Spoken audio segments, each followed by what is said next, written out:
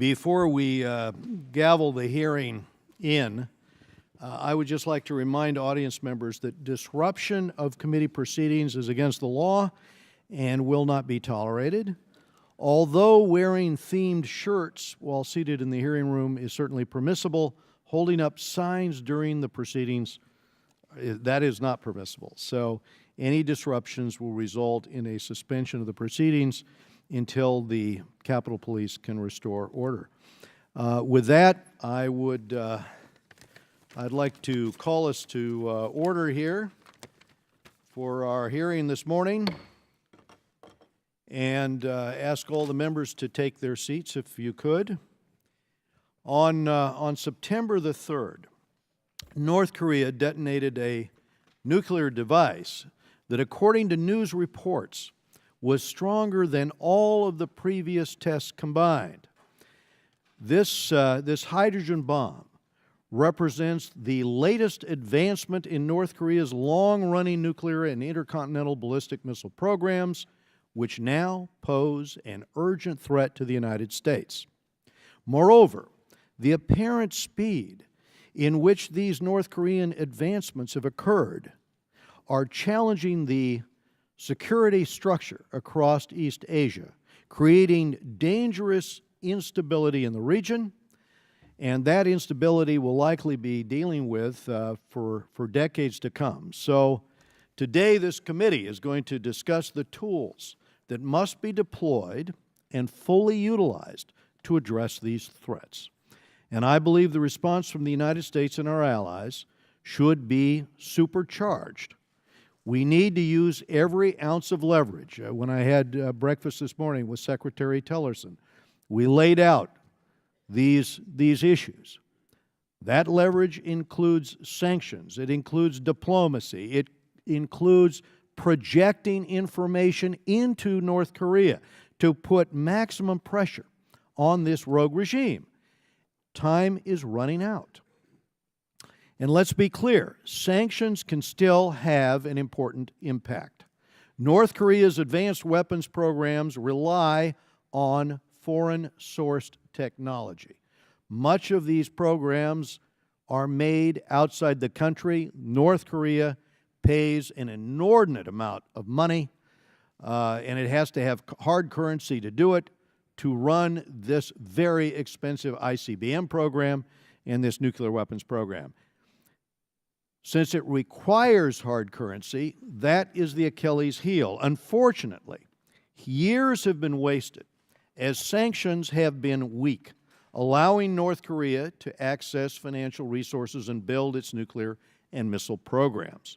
Any sanction that crimps North Korea's access to technology is urgently needed. Congress has done its part to ramp up economic pressure. We passed a North Korea Sanctions Act last February, authored by myself and Mr. Elliot Engel, our ranking member. In July, we increased the tools at the administration's disposal as part of the big sanctions package that we passed here, including sanctions on North Korea and Russia and the Iran missile program. Part of that included targeting North Korean slave labor exports. Part of it, again, refined some of the focus on banking, and part of it also was focused on exports to ports around the world from North Korea. In August, the administration secured a major victory with the unanimous adoption of UN Security Council Resolution 2371, which Ambassador Haley called the strongest sanctions ever imposed in response to a ballistic missile test. She is now hard at work on another resolution. To be effective, these tools need to be implemented aggressively. The administration deserves credit for increasing the pace of designations, and I appreciate Treasury Secretary Mnuchin's statements that more are coming. But we need to dramatically ramp up the number of North Korea-related designations. These designations do not require Beijing's cooperation. We can designate Chinese banks and companies unilaterally, giving them a choice between doing business with North Korea or the United States. And I would just observe that not doing business with the United States for many of these companies would risk bankruptcy for these institutions. Earlier this year, Treasury sanctioned the Bank of Dandong, a regional Chinese bank. And that's a good start. But we must target major Chinese banks doing business with North Korea, such as China Merchants Bank, and even big state-owned banks like the Agricultural Bank of China. They have a significant presence in the United States. And if they do not stop doing business with North Korea, they should be sanctioned now. It's not just China. We should go after banks and companies in any countries that do business with North Korea the same way. Just as we press China to enforce UN sanctions banning imports of North Korea coal and iron and seafood, we should press countries to end all trade with North Korea. This grave nuclear risk demands it. Sanctions are not the only way to apply pressure on the regime. We must maintain a united front with our allies. I just returned from South Korea, where people are on edge. We were there when the missile was launched over Japan. It doesn't matter if you're talking to government officials there, or the business community, or the average person on the street, they all understand the threat. So I'm pleased that the THAAD missile defense system has been fully deployed. I'm also pleased that the administration is strengthening regional deterrence through additional U.S. arms sales to Japan and South Korea, which we discussed this morning. Finally, we need to do much better at getting information into North Korea so that North Koreans can better understand the brutality and corruption of the self-serving Kim regime. And these efforts are already pressuring the regime, creating some unrest, increasing defections from North Korea, but I'm afraid here our efforts grade poorly. International broadcasting and fomenting dissent just have not been a priority, and that's unacceptable in this situation. While we should take a diplomatic approach to North Korea, the reality is that this regime will never be at peace with its people, its neighbors, or us. And now is the time to apply that pressure. With that said, let me turn to the ranking member of our committee, Mr. Elliot Engel of New York.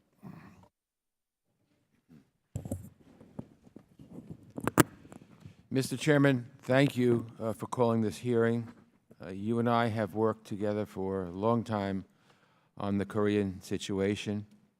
We had a hearing on this topic to start the year. This committee's worked in a bipartisan manner to advance some of the toughest sanctions ever on North Korea, which are now U.S. law.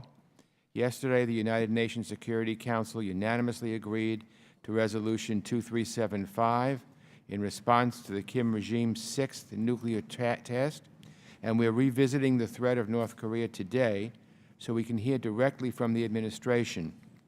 Mr. Chairman, I'm grateful for your unwavering leadership on this issue. To our witnesses, welcome to the Foreign Affairs Committee, and thank you for your service.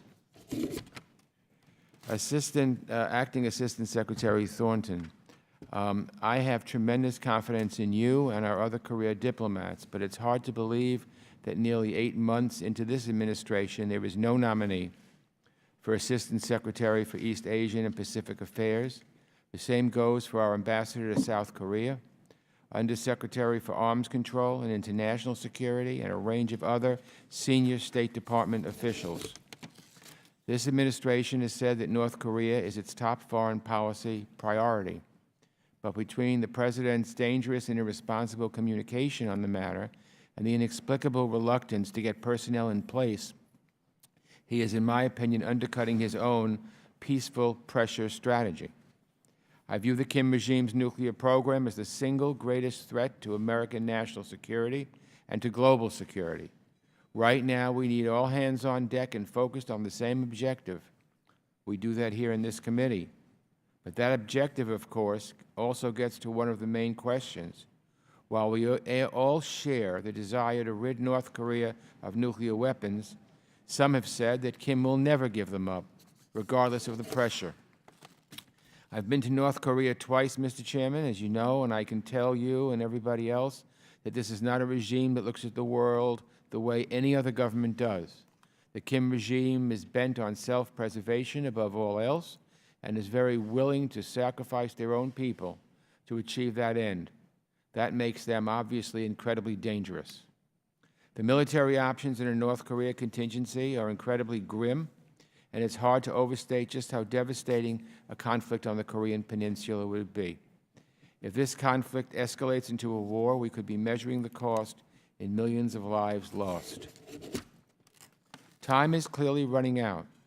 Once the regime in Pyongyang possesses nuclear weapons that can strike the United States, it will immediately raise questions about the validity of our security commitments to our alliance partners, Japan and South Korea. Nuclear capabilities of this kind would likely embolden the North Koreans to engage in other bad behavior, such as harassment of our allies and continued proliferation of nuclear technologies. Some even speculate that the Kim regime might even seek reunification of the peninsula on its own terms. So we need a smart strategy, first and all, and then deft and consistent execution of that strategy, and obviously that's no easy task. Administrations of both parties were unable to put a stop to North Korea's nuclear program. North Korea detonated its first nuclear weapon in 2006, and a few years later the Bush administration removed North Korea from the state sponsor of terrorism list as an inducement to join the six-party talks.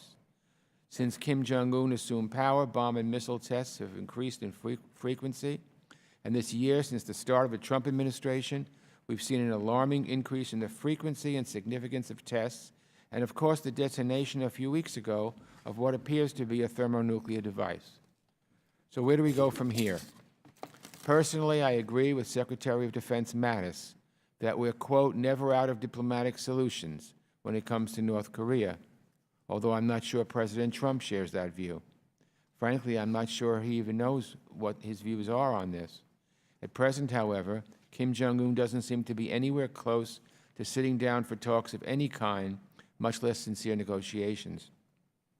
The first order of business should be to have a moratorium on testing to halt the progress of North Korea's nuclear program. Our objective has long been a denuclearized North Korea, and we cannot lose sight of that aim. In my view, we have not exhausted economic pressure through sanctions, and we need to do all we can to keep pressure up on the Kim regime. But at the same time we increase pressure, we must also ramp up coordination with our allies. We must demonstrate that defensive military measures are at the ready, both to reassure our allies and to deter the regime from any action that could lead to deadly escalation. I'm interested in hearing from our witnesses today about how we're going to pursue those aims. Under ordinary circumstances, I would say this is a tall order, but I have to say again, the President's behavior surrounding this crisis is making the situation even more challenging. Outrageous red lines like threats of fire and fury, shaming our allies through tweets, inconsistently from one day to the next about Kim Jong-un or China or our economic partnership with South Korea, picking a fight with South Korea right at this time, loose talk about expanding America's nuclear arsenal and the proliferation of these devastating weapons. All these actions undermine the credibility of the office of the President and the credibility of the U.S. government, effectively undermining U.S. leadership and driving a wedge between Washington and our friends, creating grave uncertainty with China, whose cooperation we need, and with North Korea, whose leader is, as we know, single-minded and ruthless. Our country faces a serious national security challenge, and we need principled and visionary leadership. We need to be standing with our allies, acting with integrity, and reaffirming our commitments.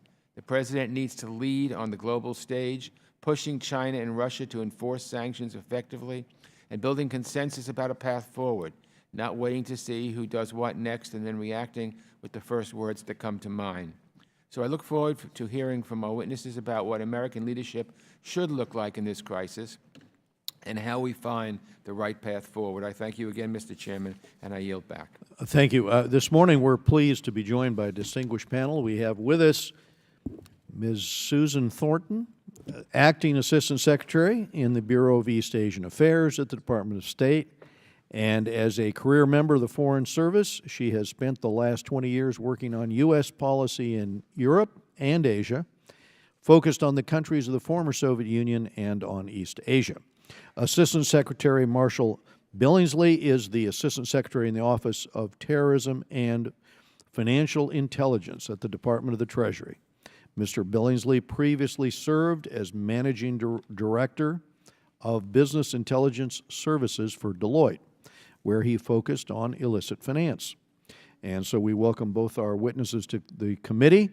Without objection, the witnesses' full prepared statements are going to be made part of the record, and all members here are going to have 5 calendar days to submit any statements or any additional questions of you or any extraneous material for the record.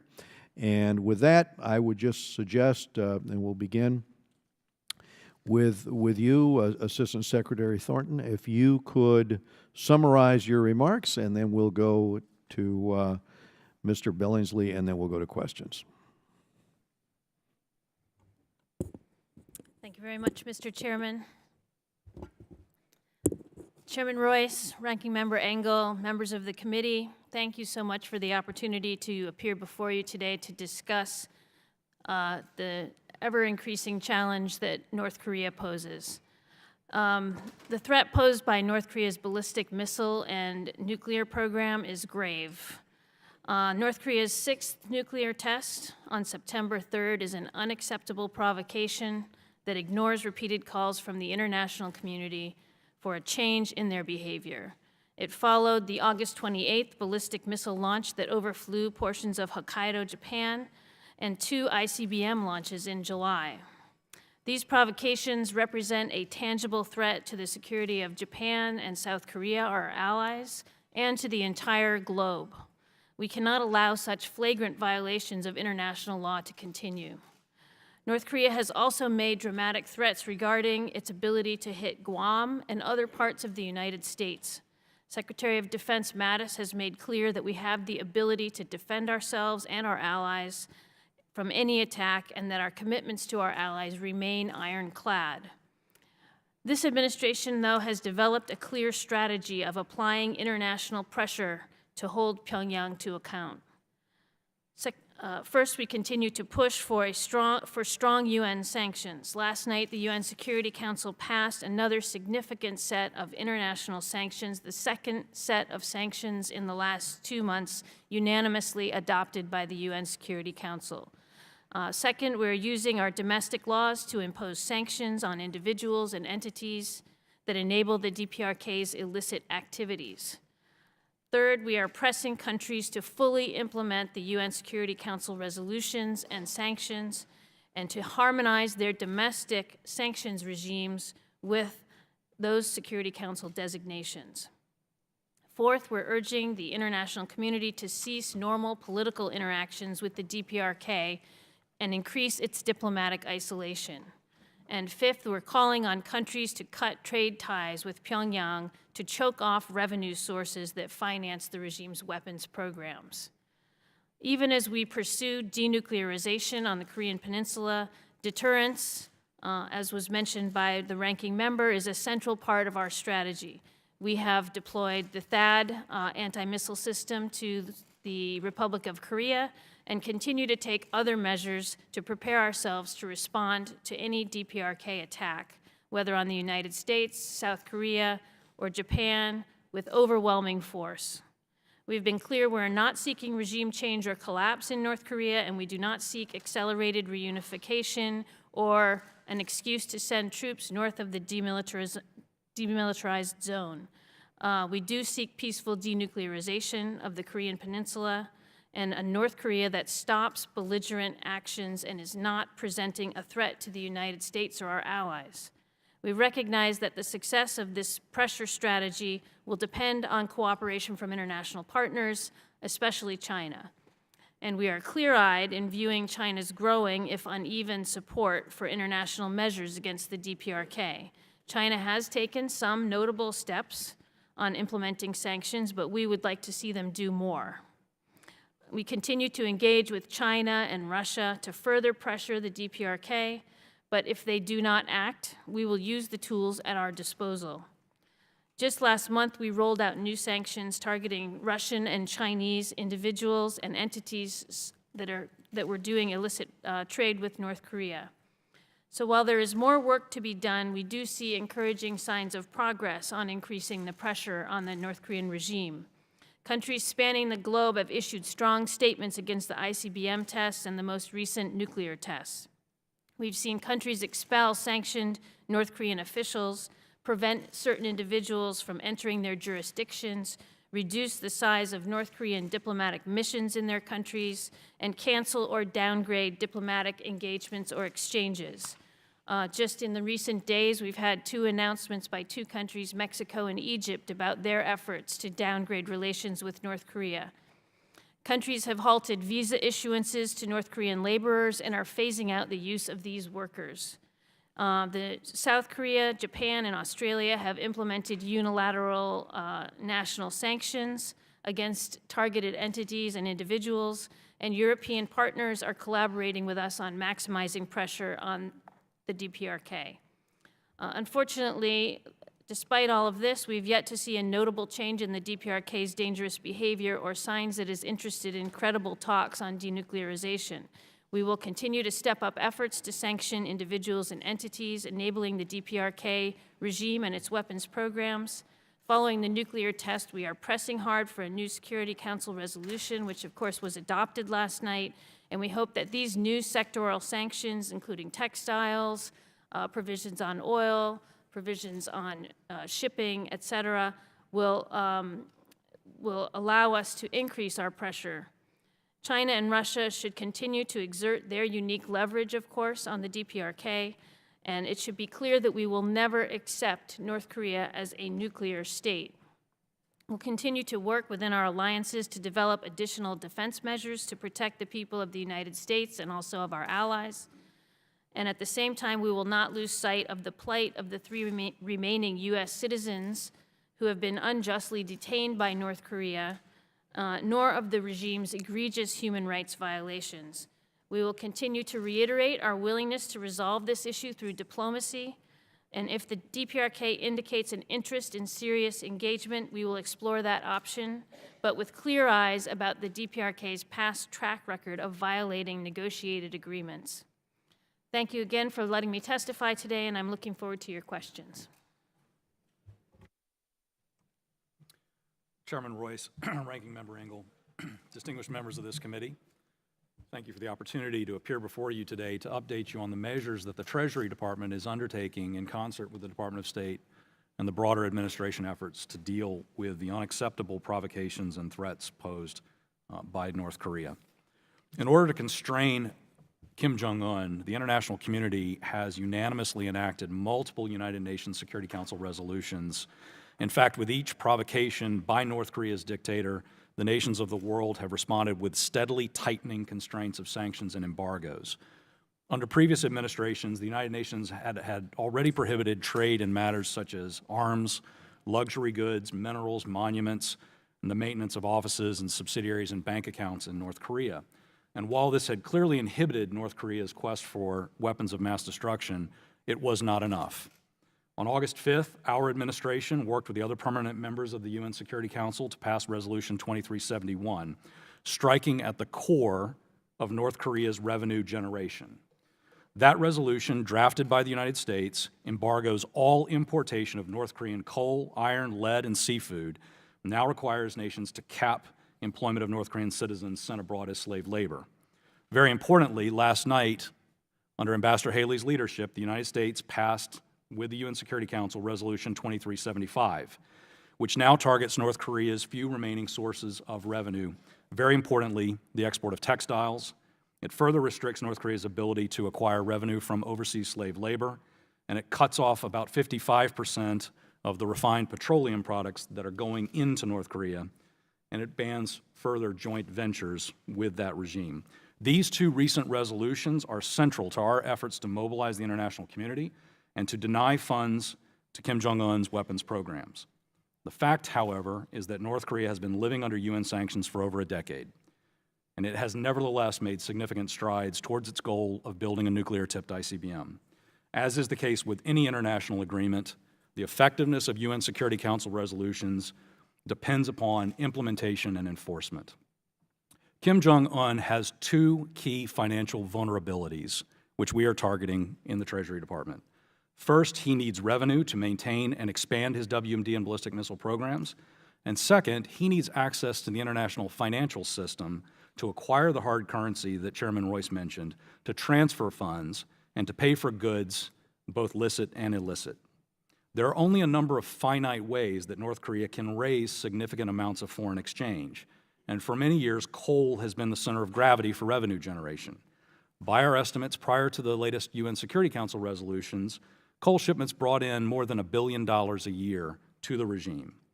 North Korea was making an additional $500 million or so from iron, lead, and seafood, and the textile ban will deny them around $800 million that they were generating in previous years. This is why these resolutions are so important. Again, effective implementation of this and all of the prior UN Security Council resolutions is essential. Consistent with this, on August 22nd, we struck at the heart of North Korea's illegal coal trade with China. Treasury designated 16 individuals and entities, including 3 Chinese companies that are among the largest importers of North Korean coal. We estimate that collectively these companies were responsible for importing nearly $500 million worth of North Korean coal between 2013 and 2016. In doing this, we sent 2 clear messages. The first was to North Korea. We intend to deny the regime its last remaining sources of revenue unless and until it reverses course and denuclearizes. The second message was to China. We are capable of tracking North Korea's trade in banned goods, such as coal, despite elaborate evasion schemes, and we will act even if the Chinese government will not. On June 1st of this year, we targeted a different type of North Korean revenue, labor. We designated 3 individuals and 6 entities involved in that set of actions. We also took actions in March.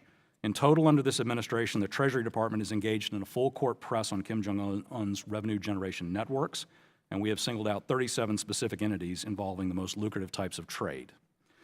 Mr. Chairman, I want to share with you today another type of evasion scheme in which North Korea is engaged.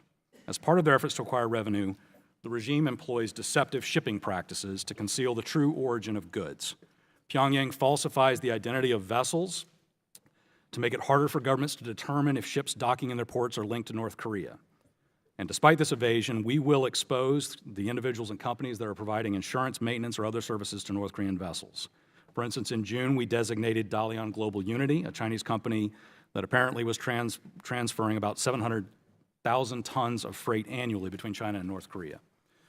I'm pleased to provide with the committee today additional exposures of these duplicitous actions. The intelligence community has provided to your committee today evidence of how vessels originate in China, they turn off their transponders as they move into North Korean waters, they dock at North Korean ports, and they onload commodities such as coal. They keep those transponders off, and then they turn them back on as they round the South Korean peninsula, and they head into a Russian port. In this particular case, this vessel, MV by May 8, registered in St. Kitts and Nevis, sat in that Russian port for a period of time and then headed back out to water, ultimately docking back in China with North Korean origin coal. Sanctions evasion. The second slide, which we'll show now, is yet another example. In this particular example, you have a vessel that pulled into North Korea, kept its transponder off in violation of international maritime law, docked in Russia, offloaded the North Korean coal. Another vessel, that one was Panamanian, another vessel from Jamaica, Jamaican flag, pulled in, picked up the North Korean coal, and headed straight to China, again, to circumvent UN sanctions. Mr. Chairman, the other prong of our effort is to close in on the way North Korea seeks to access the international financial system. Because of the sanctions regimes we have in place, it is difficult for North Korean individuals and entities to do business in their true names. And so that is why they maintain representatives abroad who are engaged in all manner of obfuscation of creation of shell and front companies. In fact, I dealt with many of these entities when I served in the private sector to help conceal North Korea's overseas footprint. These individuals are crucial to the North Korean regime because they have the expertise needed to establish front companies, open bank accounts, and conduct transactions to move and launder funds. It is incumbent upon the financial services industry, both here and abroad, to stay vigilant. And I urge those who might be implicated in the establishment or shell or front companies for the DPRK, or anyone who is aware of such entities, to come forward with that information now, before they find themselves swept up in our net. We are closing in on North Korea's trade representatives. This year, we've already designated several bank and trading operatives in China, Cuba, Russia, and Vietnam. And we're closely coordinating with the Department of Justice and others to target these various North Korean networks that are transferring funds. The chairman mentioned our actions against the Bank of Dandong. We have designated that bank under Section 311 of the USA Patriot Act and found it to be of a primary money laundering concern and issued a notice of proposed rulemaking. Again, I recognize that I'm over time with the committee, and therefore I will wrap up my comments, but suffice to say that our actions, this was the first Treasury Department action in over a decade that targeted a non-North Korean bank for facilitating North Korean financial activity.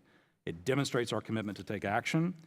We look forward to taking action with the Chinese where possible, and in the event that that is not possible, we will nevertheless move forward to safeguard the U.S. and international financial system. Thank you, Chairman. Assistant Secretary Billingsley, thank you very much. Let me make a point. In terms of when we've seen sanctions that were effective, in 2005, we had the sanctions on Banco Delta Asia. At that point in time, in talking to a senior defector who had worked in their missile program, he indicated that because we had cut off the hard currency, they had to shut down their ICBM program. One of the things he indicated also, or was indicated by the conversations we had with senior defectors, was that during that period of time, the ability of the regime, or the dictator as they called him, to get his hands on hard currency was blocked. And the inability of a dictator to be able to pay his generals, and this was the quote, is a very bad position for a dictator to be in. In retrospect, we therefore see two things happened during that period of time in terms of the desperation of the situation within the Kim regime. This was under his father, Kim Jong-il. We have the ability to replicate that if we have the will to do what was done in 2005. And in 2005, it was maybe a dozen banks that were being used. At that time, Treasury found that North Korea was counterfeiting $100 U.S. bills, and that gave Treasury the authority to do this until such time as the Department of State forced them to lift the asset freezes. But during that time, we had an enormous amount of pressure being brought to bear. In this particular case, and let me use your words here, but it is China that is primarily involved in the support system in terms of, I'd estimate, 90% of the hard currency that the regime needs. Now, we've managed to cut off a lot of that because it's very expensive to run an ICBM program or a nuclear weapons program. Billions and billions and billions of dollars. North Korea's money has no value. So they have to get this foreign currency into the country in order to pay for it on a month-to-month basis in terms of what they're trying to build out. You said if China wishes to avoid future measures such as those imposed on Bank of Dandong or the various companies sanctioned for illegal trade practices, then it urgently needs to take demonstrable public steps to eliminate North Korea's trade and financial access. That's the point to us here in Congress. Some of our opinion on this in terms of Congress is affected by the fact that China's biggest banks, even state-owned banks, still do business with North Korea. That's got to end completely. We cannot accept half measures on this. These transactions are what supports the regime's nuclear program.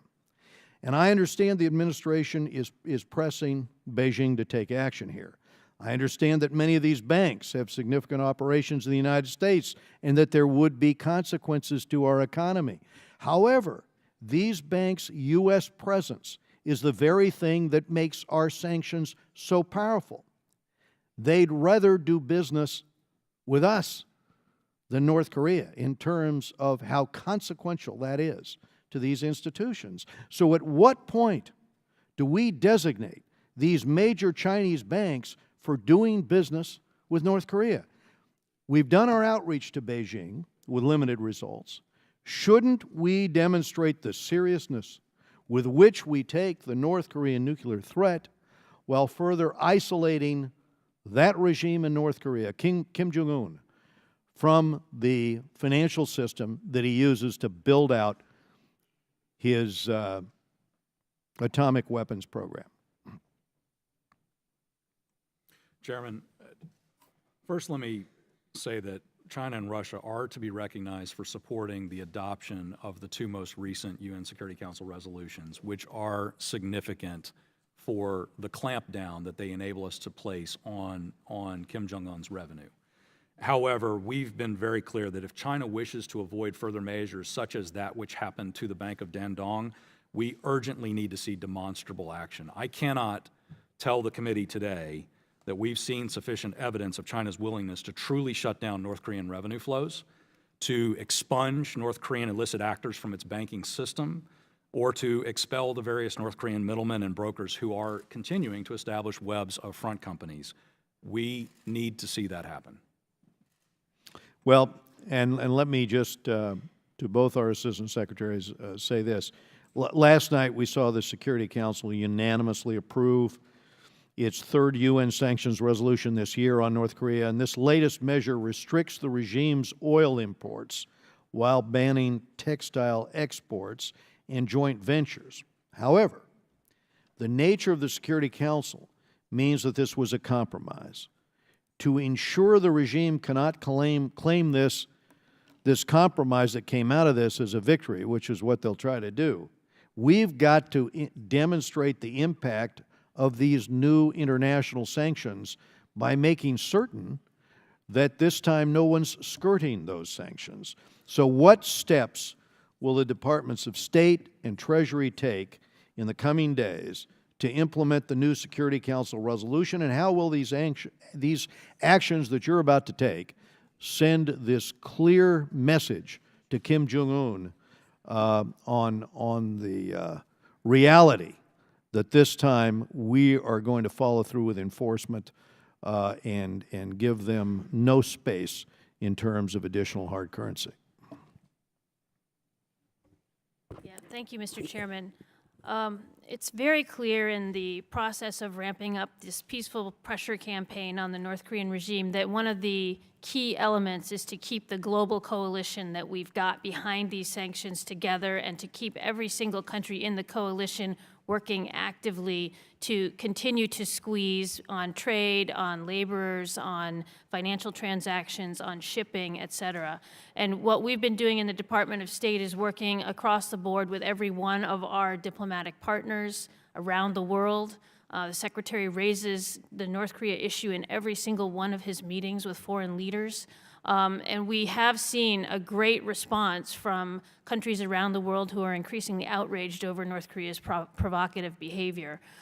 So we have really been working hard to close the net. We've seen diplomatic establishments closed, ambassadors kicked out, other North Korean representatives kicked out, all kinds of the Philippines announced recently they're going to cut completely trade with North Korea. So we are having an effect on a lot of the networks that the North Koreans have built around the world. I think the sanctions 2371 last month and now 2375 last night, we are going to be working aggressively to make sure that we and all of our partners around the world, too, are working with every country that we can to make sure that every country has the capacity to track illicit transactions, to go after violators, and raising consciousness, but both also giving them the tools to go after those bad actors is what we're focused on. We're trying to clean up ship registries and give countries the ability to do track better the shipping of ships that are flagged under their flag, et cetera. So I think we're still working on implementing these most recent 2 UN Security Council resolutions. We also have an ongoing, very close dialogue with the Chinese on what they're doing to track sanctions, and we share a lot of information with them, but we will also drive them to shut down networks that we find. Thank you, Assistant Secretary Thornton. My time's expired. I'm going to go to Mr. Engel for his questions.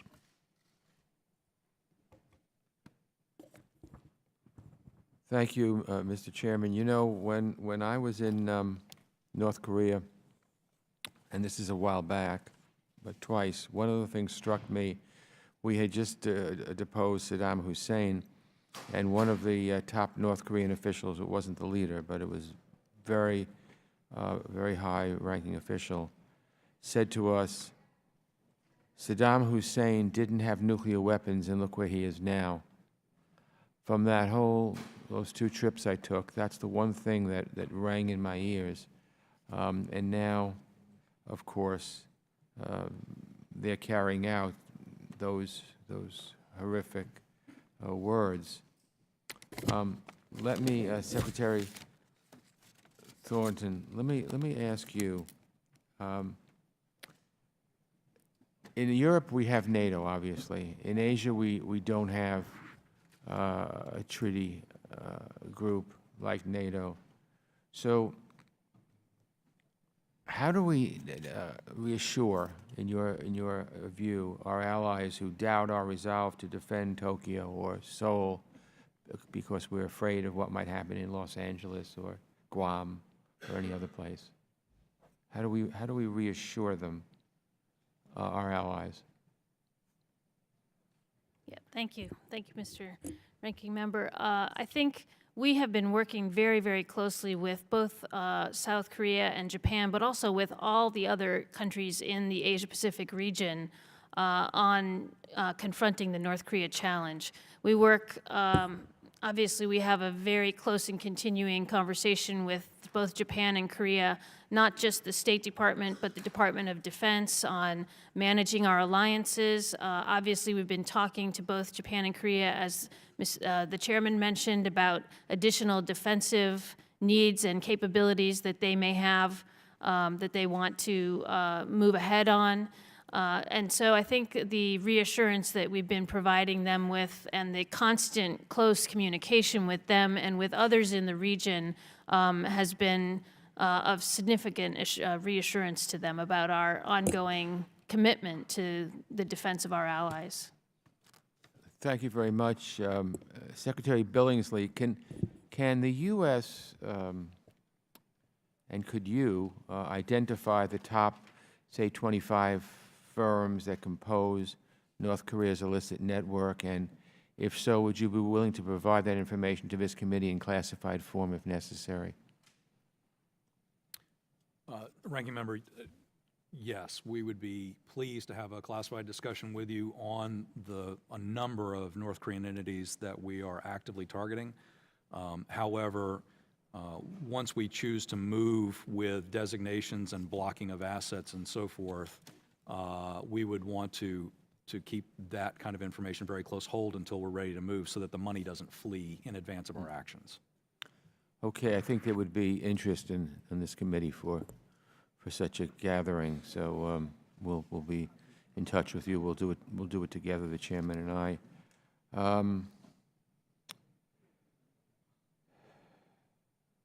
Let me ask you about these entities. If Beijing and the other relevant governments haven't taken sufficient action to close these entities and curb their activities, have we taken action to designate these entities under U.S. law? Yes, sir, we have. We've done a couple of waves of that under this administration. Our August 22nd actions that I referenced were probably the most noteworthy and are definitely a signal of things to come. Have we informed Beijing? These entities operate, it's my understanding these entities operate in China and a small number other jurisdictions. Have we informed Beijing of the activities of these entities and communicated the expectation of the U.S. government that their actions be curbed? Yes, sir. Both the Department of the Treasury and the Department of State are in repeated communications with our counterparts in China, often very specifically with respect to entities that we believe are associated with the North Korean regime, and we make very specific requests for action on these entities. Thank you. Look, this is a problem that goes back to a number of administrations before this one. But the president didn't inherit a complex and intractable foreign policy problem in North Korea, but his mixed and inconsistent messaging is self-inflicted. It's a self-inflicted wound. Again, I don't see the purpose of arguing with South Korea on trade at a time when we need to show strong and resolve.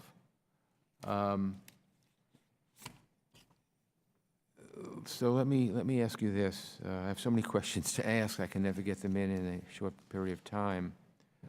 But let me go back to you, Secretary Billingsley. The chairman mentioned several large Chinese banks in his remarks. China Merchants Bank was one of them. Have we taken action against them? And if we haven't, why haven't we? So, Congressman, we have taken action against Bank of Dandong, as was discussed earlier, right, which we believe is a money laundering concern associated with North Korea. And our actions have had a very clear effect on that bank's operations. That is a signal of our intent to move forward with expunging from the international financial system any financial institution which is taking insufficient action from an anti-money laundering standpoint against North Korea. We believe that the next most important thing to do here is to very specifically target and expose those individuals who are the financial facilitators for the North Korean regime, who set up these elaborate front and shell company structures, which are then used to get the bank accounts to launder the money. And that is a priority focus area for us, and we are driving very, very quickly forward on that matter. Thank you. Secretary Thornton, did you want to add something to it? Yeah, I just wanted to note for the committee that the Chinese have announced in the last couple of days measures against all of their big banks operating, particularly in Northeast China, issuing warnings and prohibitions about opening accounts for North Korean actors. So they are actually feeling some pressure on this and making public statements. Yeah, one quick thing. You both would agree that any kind of resolution or partial resolution of this crisis has to go through China, that it's virtually impossible to not involve China. China, I think we all think, is the one country that can influence North Korean behavior. Do you both of you agree with that? I do. Okay, thank you. Thank you, Mr. Chairman. Thank you, Mr. Engel. We go now to Mr. Chris Smith of New Jersey, whose subcommittee leads our work on human rights. Thank you very much, Mr. Chairman, for your leadership and for putting together this important hearing. And I do want to thank our distinguished witnesses for painstakingly working the details of this. It's an extremely difficult fight, and I want to thank you for what you're doing every day to make a difference. I also want to express my deepest respect to Ambassador Haley and the administration for drafting UN Resolution 2375, as you have pointed out, the toughest sanctions ever meted out against North Korea. My hope is that China and Russia will comply with the terms and conditions, and you might want to speak to your expectations about that, because obviously in the past it's been lackluster in many ways. I would also appreciate your thoughts on how you judge the success or failure of strategic patience, and whether or not you thought that aided and got us to where we're at now, or was this inevitable anyway? For many, there is a significant, and I think a profoundly significant, underappreciation for Juche, the dictatorship cult, deification of Kim Il-sung. I've read books about it. I've talked to many of the diaspora and refugees who speak and they say, you Americans don't get it. The worship of Kim Il-sung is so profound, so deeply embedded, and it does lead to a fanaticism that rivals ISIS-like fanaticism about what they would do for their leader, the great leader going back and now to the current leader. And I think if we underappreciate that, do you think an information surge, there's nothing that precludes us from broadcasting, despite jamming capabilities that they might have, even more to demystify the Kims, because the big lie has certainly been embedded in the hearts and minds of so many North Koreans for so long. Every time I talk to a group of defectors, and I ask them that question, they wax eloquent about how from the youngest age right up, and those expressions when one of the leaders die, and the tears and people throwing themselves on the ground, it's not fake. It's fanaticism. And when it comes to the military, that means that fanaticism will be carried out with horrific consequences for those that are defending liberty in South Korea and elsewhere. And finally, we know that China subsidizes North Korea's bad behavior. It enables torture of asylum seekers by repatriating those who escape to China in direct contravention of the Refugee Convention, and provides Kim Jong-un needed currency by employing thousands of trafficked workers. And I'm wondering if the department is looking at, with regards to China, imposing Magnitsky-like, global Magnitsky sanctions against those who are complicit in those crimes. Even the UN Commission on Inquiry for North Korea recommended that sanctions be used to target individuals. We've got the law, and I hope that's something that is under active consideration, and hopefully we'll hear soon about individuals being so targeted. Ms. Thornton. Yeah, thank you very much. I think, of course, the U.S. State Department has been very concerned about the egregious human rights situation in North Korea for decades. We've had a special representative working on these issues. We've worked very closely with him. I think we've made some good progress, or at least we've taken a number of very significant actions in this area, and will continue to do so. I think the question of increasing information access inside North Korea is one that we certainly have looked at and are working on, and whether we can do more there. I think we're always looking at whether we can do more and what we can do more effectively. But I think from my standpoint, one of the biggest ways we can get people inside North Korea to question what the regime is doing is by making it very difficult for them to pay the military and to provide for their citizens. And I think that's really what we're very focused on, in addition to trying to knock down the proliferation networks that are contributing to the weapons program. So, I mean, there's a litany of egregious behavior across the board, and we want to go after every single aspect of that. But I think, looking at cutting off the economic flows to North Korea is another way of And of course, that would include the complicity of Tehran, Iran, with the ballistic missile program in North Korea.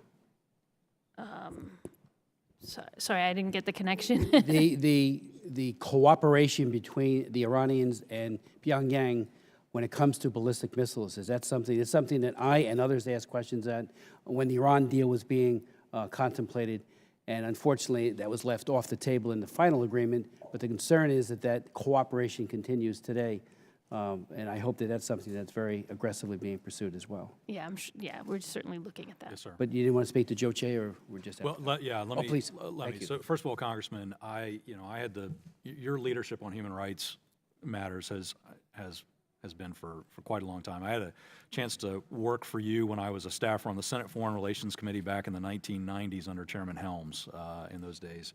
And again, appreciate the stand that you take on these matters. We are very specifically looking at a number of individuals in North Korea who are engaged in egregious, outrageous human rights abuses. This matter of Juche, I think you've articulated it exactly correctly. However, I'm not sure that the cult of personality necessarily extends to all of the elites right around the dear leader. He very much, I think, depends upon this hard currency revenue, as the chairman has noted, to maintain his opulent lifestyle and that of the people around him. And so the extent to which draining his ability to generate hard currency not only constricts his ability to engage in WMD and missile programs, but it also presumably increases the fragility of the regime around him. This is, as we would say, a twofer in our view. Mr. Brad Sherman of California. Soon North Korea will have more nuclear weapons than they feel is absolutely necessary to defend themselves from us. But they will need hard currency. They might prefer actual cash currency. Iran is having some constraints on its ability to develop nuclear weapons. Mr. Assistant Secretary, do we have any understanding with China that nonstop flights between Pyongyang and Tehran will be forced to stop for fueling, or do we have anything else that would prevent this obvious economic deal? I'll defer to State Department on the specific discussions on air choreo and flights in and from North Korea. I would also, Congressman, note that as we move forward on these two successive UN security... I've got very limited time. Sure. Do we have anything or not? I know that we have limitations on air refueling. I know the Chinese have refused to refuel, so there is pressure on... No, I'm not asking, but I'm saying do we have any understanding with China that there'll be non-stop, no refueling planes going from Tehran to Pyongyang, loaded with currency or coming back with a nuclear weapon? No, we don't. We don't. Okay. So we have one country that has over $1 billion in saran wrapped hard currency, and we have another country that, if the Assistant Secretary's work is done well, will need $1 billion in currency and will have quite a number of nuclear weapons that they could sell. Folks, I've been coming to this room for 20 years, and not much has changed. We've got Ileana smiling down upon us. That's good. We've got some electronics. But for 20 years, administrations have been coming here and telling me that we don't have to make any concessions to North Korea. We don't have to do anything that would make any single American company upset. And we're going to make the American people safe. And for 20 years, I've been hearing that over and over again.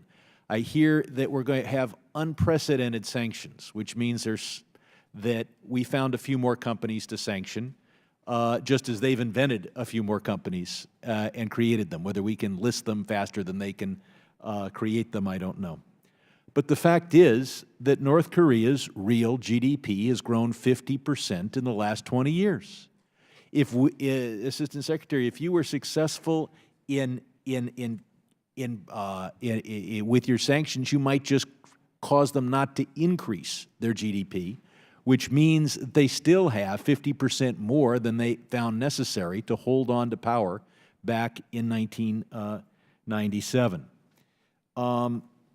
But while we haven't made the American people safer, we've met the political objectives here in the United States. We don't threaten China, even a little bit, with country sanctions, because that would be politically difficult for the United States to do.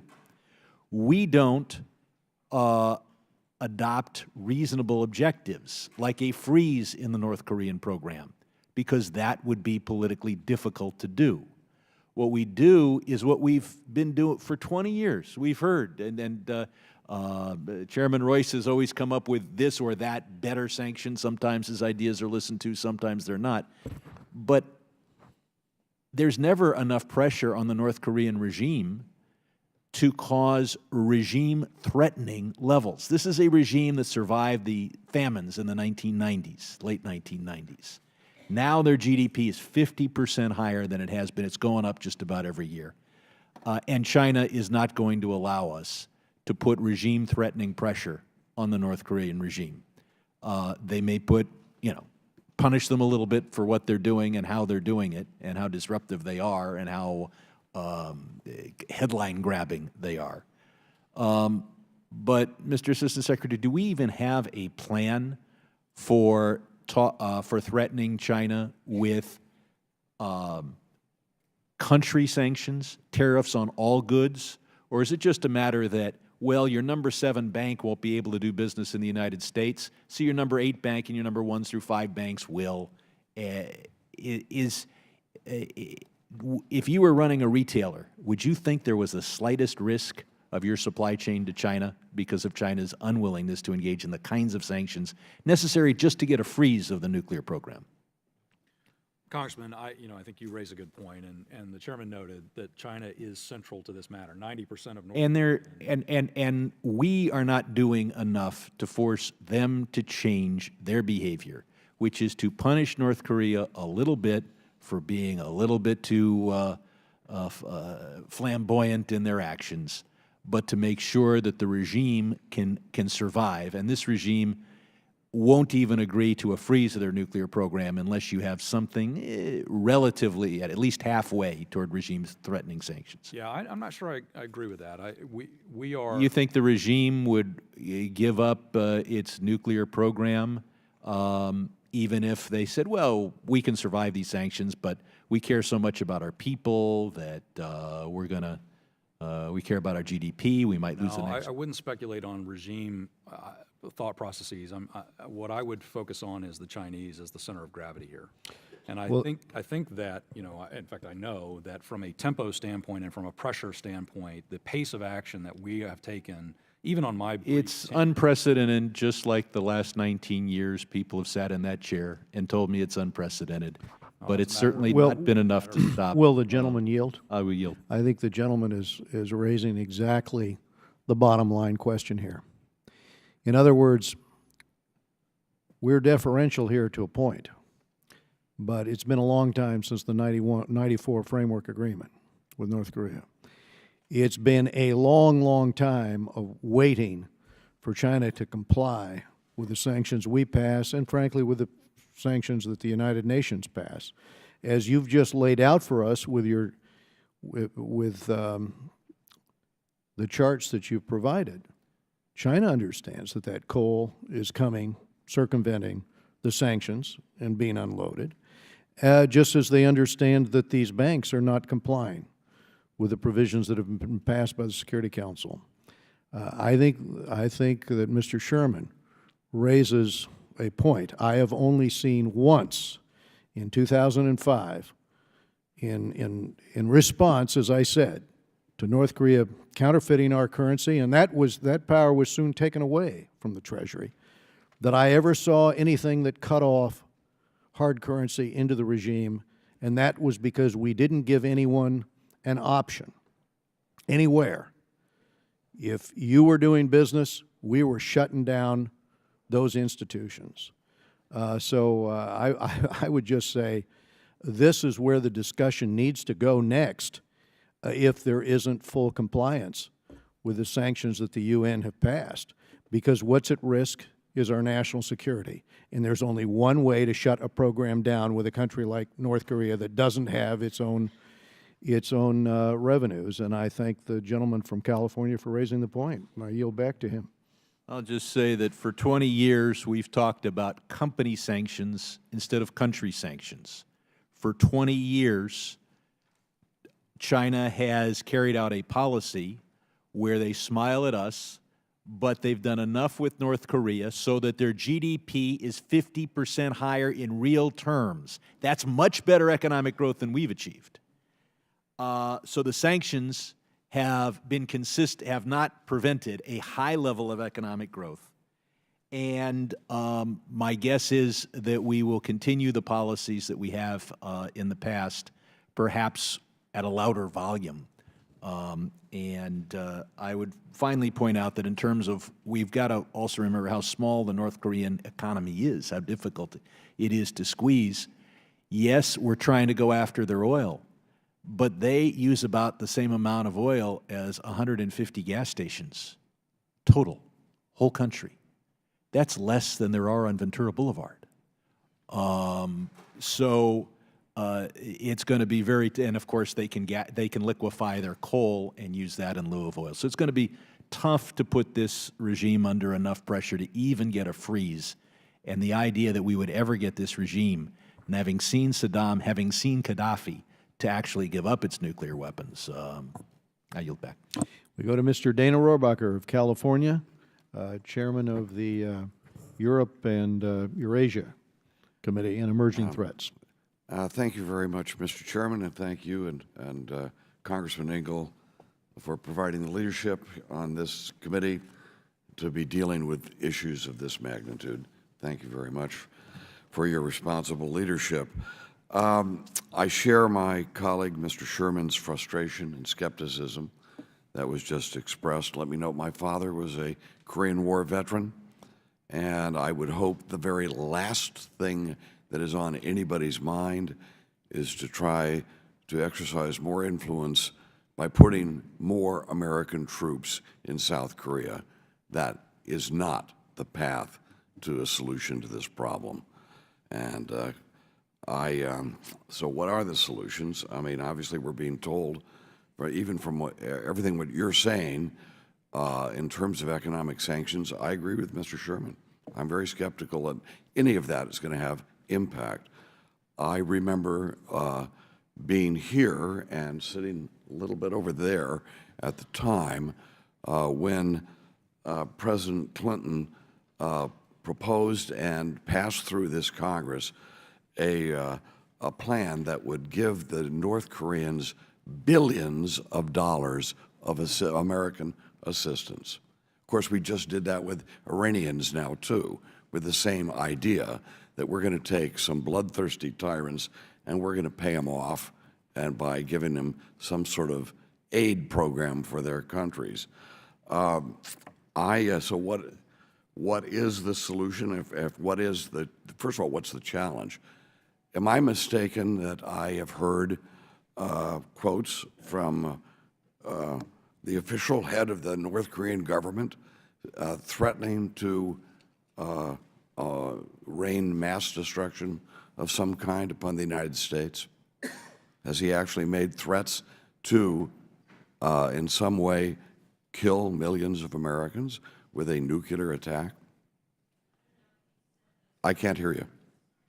I don't know if he's said those specific words, but there's certainly been a litany of threats, including at Guam, including videos showing, you know, bombs raining on American cities. So I think. Okay, so he has made it clear that he is willing, as the leader of that country, to murder millions of Americans with the technology. Let me note then that I would hope, while we do not consider putting U.S. troops in South Korea as a solution, I would hope that we would be willing to use force, which is something that nobody seems to want to mention.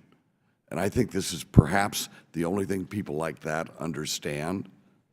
And so I would suggest, I won't ask what type of force has been ruled out, and I'm sure the administration has got the parameters of what type of force they're willing to use, but I would certainly think that use of defensive forces, and again, thank you, Ronald Reagan, for insisting we have anti-missile systems available. I would hope that the next time the North Koreans launch a rocket, especially one that will traverse over our ally, Japan, I would hope that we shoot it down as a message to the North Koreans and to other people like in Japan who are counting on us. And unless we demonstrate we're willing to use force, there's no reason for them to believe we will. Also, not only anti-missile defense type of approach, but I would hope that if indeed another missile is launched, that we can, or they're preparing for a launch, that we conduct a cyber attack on North Korea. And yes, it is a very small economy and a small country.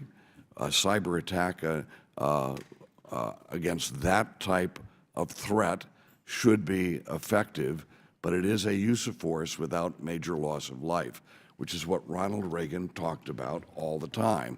We don't want to be in a position where our alternative is murdering millions of people who are basically the victims themselves of a totalitarian regime. So I won't ask what parameters we have in the use of force, but let me just note, I don't believe that sanctions alone will have an impact on tyrants that murder their own family and have been so abusive and murderous to their own people. And I don't believe buying them off, as President Clinton tried to do. Now we are stuck with this. Down the road from that deal, we now have this. And those billions of dollars of assistance we gave North Korea, I would imagine, provided them other money that they could put into developing their own nuclear weapons system. So with that said, good luck to you all. Thank you very much. And thank you to our leadership in this committee. We're all Americans in this. Let's hope for the best, but prepare for the worst. Thank you, Mr. Rohrabacher. We now go to Mr. Jerry Connolly of Virginia. Thank you, Mr. Chairman, and welcome. You know, we talk a lot about bipartisanship, and we want bipartisanship on this committee and in our foreign policy, but we don't get bipartisanship when we ignore history or when we whitewash statements and actions of the current president with respect to North Korea. We have a model that works. Of course, a lot of people in this committee didn't support it, and that's called JCPOA, the Iran Nuclear Agreement. They've met the metrics. Recently, the United Nations certified they are complying. It rolled back a nuclear program. It involved cooperation, not just with our allies, but with our adversaries, Russia and China. And it had Iran at the table. To what end is U.S. policy? What I didn't hear from my friends on the other side of the aisle, including the chairman in his opening statement, a powerful opening statement, I support tougher sanctions, always have. But it's one part of a policy, not the whole policy. As the Iran experience demonstrated, there has to be some reward for compliance and cooperation at the end of the day, or you're left with a policy only of talking loudly and carrying a stick. We haven't talked about the fact, the ranking member did, that the President of the United States, in the midst of this crisis, threatened our ally, the most vulnerable party to North Korea's actions, South Korea, with abrogation of a free trade agreement we worked so hard to get. He accused the new South Korean president of appeasement. He threatened to cut off trade with any country that trades with North Korea. Well, that list is 80, including allies like India and Germany, Portugal, France, Thailand, the Philippines. Are we, in fact, going to cut off economic relations or trade with 80 nations? It's an empty threat. He talked about a response by the United States of fire and fury. But frankly, the policy looks more like fecklessness and failure. Ms. Thornton, is it the policy of the United States government to abrogate the free trade agreement with South Korea? And has anyone at the State Department looked at the negative consequences of such an action, especially at this time? Thank you, Mr. Connolly. Yes, we have looked very carefully at the Korea Free Trade Agreement, KORUS. We are currently undergoing a very rigorous review of all of the provisions. The United States Trade Representative recently held a My question, I'm sorry, I'm limited in time, forgive me. My question is direct. Is it the position of the State Department that abrogating the free trade agreement with South Korea would be helpful in our diplomatic efforts and in our efforts to respond to the North Korean threat at this time? No, I think what we'd like to do is work to improve the trade agreement at the same time that we work with the South Koreans, obviously, on facing the North Korea. Is it the policy of the State Department that the new president, President Moon of South Korea, is engaged in a policy of appeasement in any respect with respect to the North? No, I think we've been working very hard to get the South Koreans to come around and be on the same page as we and the rest of our allies, and they've come around very nicely, I think. Thank you. Mr. Billingsley, like you, I also served on the Senate Foreign Relations Committee and worked with your former boss, Mr. Helms. I was on the other side of the aisle, but we actually made a lot of music together sometimes, which always surprised the Reagan administration and the Bush administration afterwards. You talked a lot about China. So China's been violating, and you provided some graphic evidence of that, with impunity, violating sanctions, under other flags, shipping coal, and providing badly needed foreign exchange for the North Korea regime. They just signed on in this unanimous UN new round of sanctions. Do we have any reason to believe that that would signal a change in Chinese behavior for the better? Or is it another empty promise that will be violated with impunity? To be determined. Can you speak louder into your Sorry, microphone? Congressman, it's to be determined. The reason I wanted to highlight for you the evasion schemes is that maritime enforcement now becomes crucial. With the 2 UN Security Council resolutions that are in effect not sanctions but embargoes, complete embargoes, at least on paper, of coal, iron, lead, now textiles, seafood, gasoline, maritime enforcement of those UN Security Council resolution decisions, which are binding on all members of the UN, that's going to be crucial going forward. And if the chair would just indulge me one follow-up question. So at the end of the day, and I either or both of you can answer. So let's say we by tightening sanctions, which I favor, we get North Korea to the table saying, "Uncle, what do we give them in return? What are we prepared to do to entice North Korea that there's, a pot of something at the end of the rainbow if you freeze the program and start to reverse it under international observation?" I think Because isn't that the goal? I'll just be quick. I mean, I think the Secretary of State's been pretty clear in public remarks that we'd be willing to look at economic enticements, at development opportunities for their economy, at their security concerns, and other things that we've talked about during negotiations with them in the past. And so I think all of that would be on the table, assuming we could get to, we don't want to pay for negotiations or negotiate to get to the negotiating table. That's where we are right now. At the end of the day, I give you one word that has to guide U.S. foreign policy in all respects, but especially in North Korea. That word is efficacy, which is defined as the ability to produce a desired and intended result. And I think that's also to be determined, Mr. Billingsley. Thank you, Mr. Chairman, for your indulgence. Thank you very much, Mr. Connolly. We now go to Mr. Steve Shabbat of Ohio. Thank you, Mr. Chairman. I want to again thank you and the ranking member, as others have said, for your at least attempts to get sanctions work, tougher sanctions. I think it's something worthwhile to pursue. That being said, just one thing I wanted to make sure that I'm accurate on this. 90%, perhaps more, of what North Korea, the regime especially, needs to survive, they get from one source or another from China. Is that, I see a nodding. Ms. Thornton, would you agree with that also? Okay. That being said, obviously China's the key, has been for a long time, continues to be. It seems to me there are 2 things which could get China's attention. They've given us lip service for decades now. But one of those things is the trade with the U.S. is significant, and it seems that if we literally, some sanctions on banks that may help a little bit, but it's not going to have the result, I think, that we all want, and that's to avoid military action and get North Korea to back off this march to madness in their nuclear program. So one way is if we actually did cut off trade.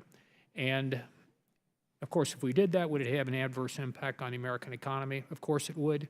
However, I'd say that pales in comparison to the impact on the American economy if we see a thermonuclear device go off in Seattle or San Francisco or LA or New York or Washington.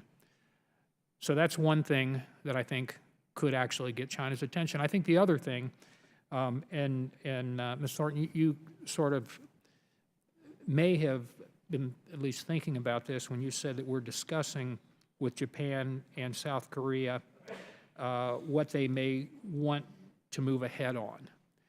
And I don't know if this is what you had in mind or not, but it's certainly what I have in mind and have said this for years. They do not want Japan or South Korea to have their own nuclear programs.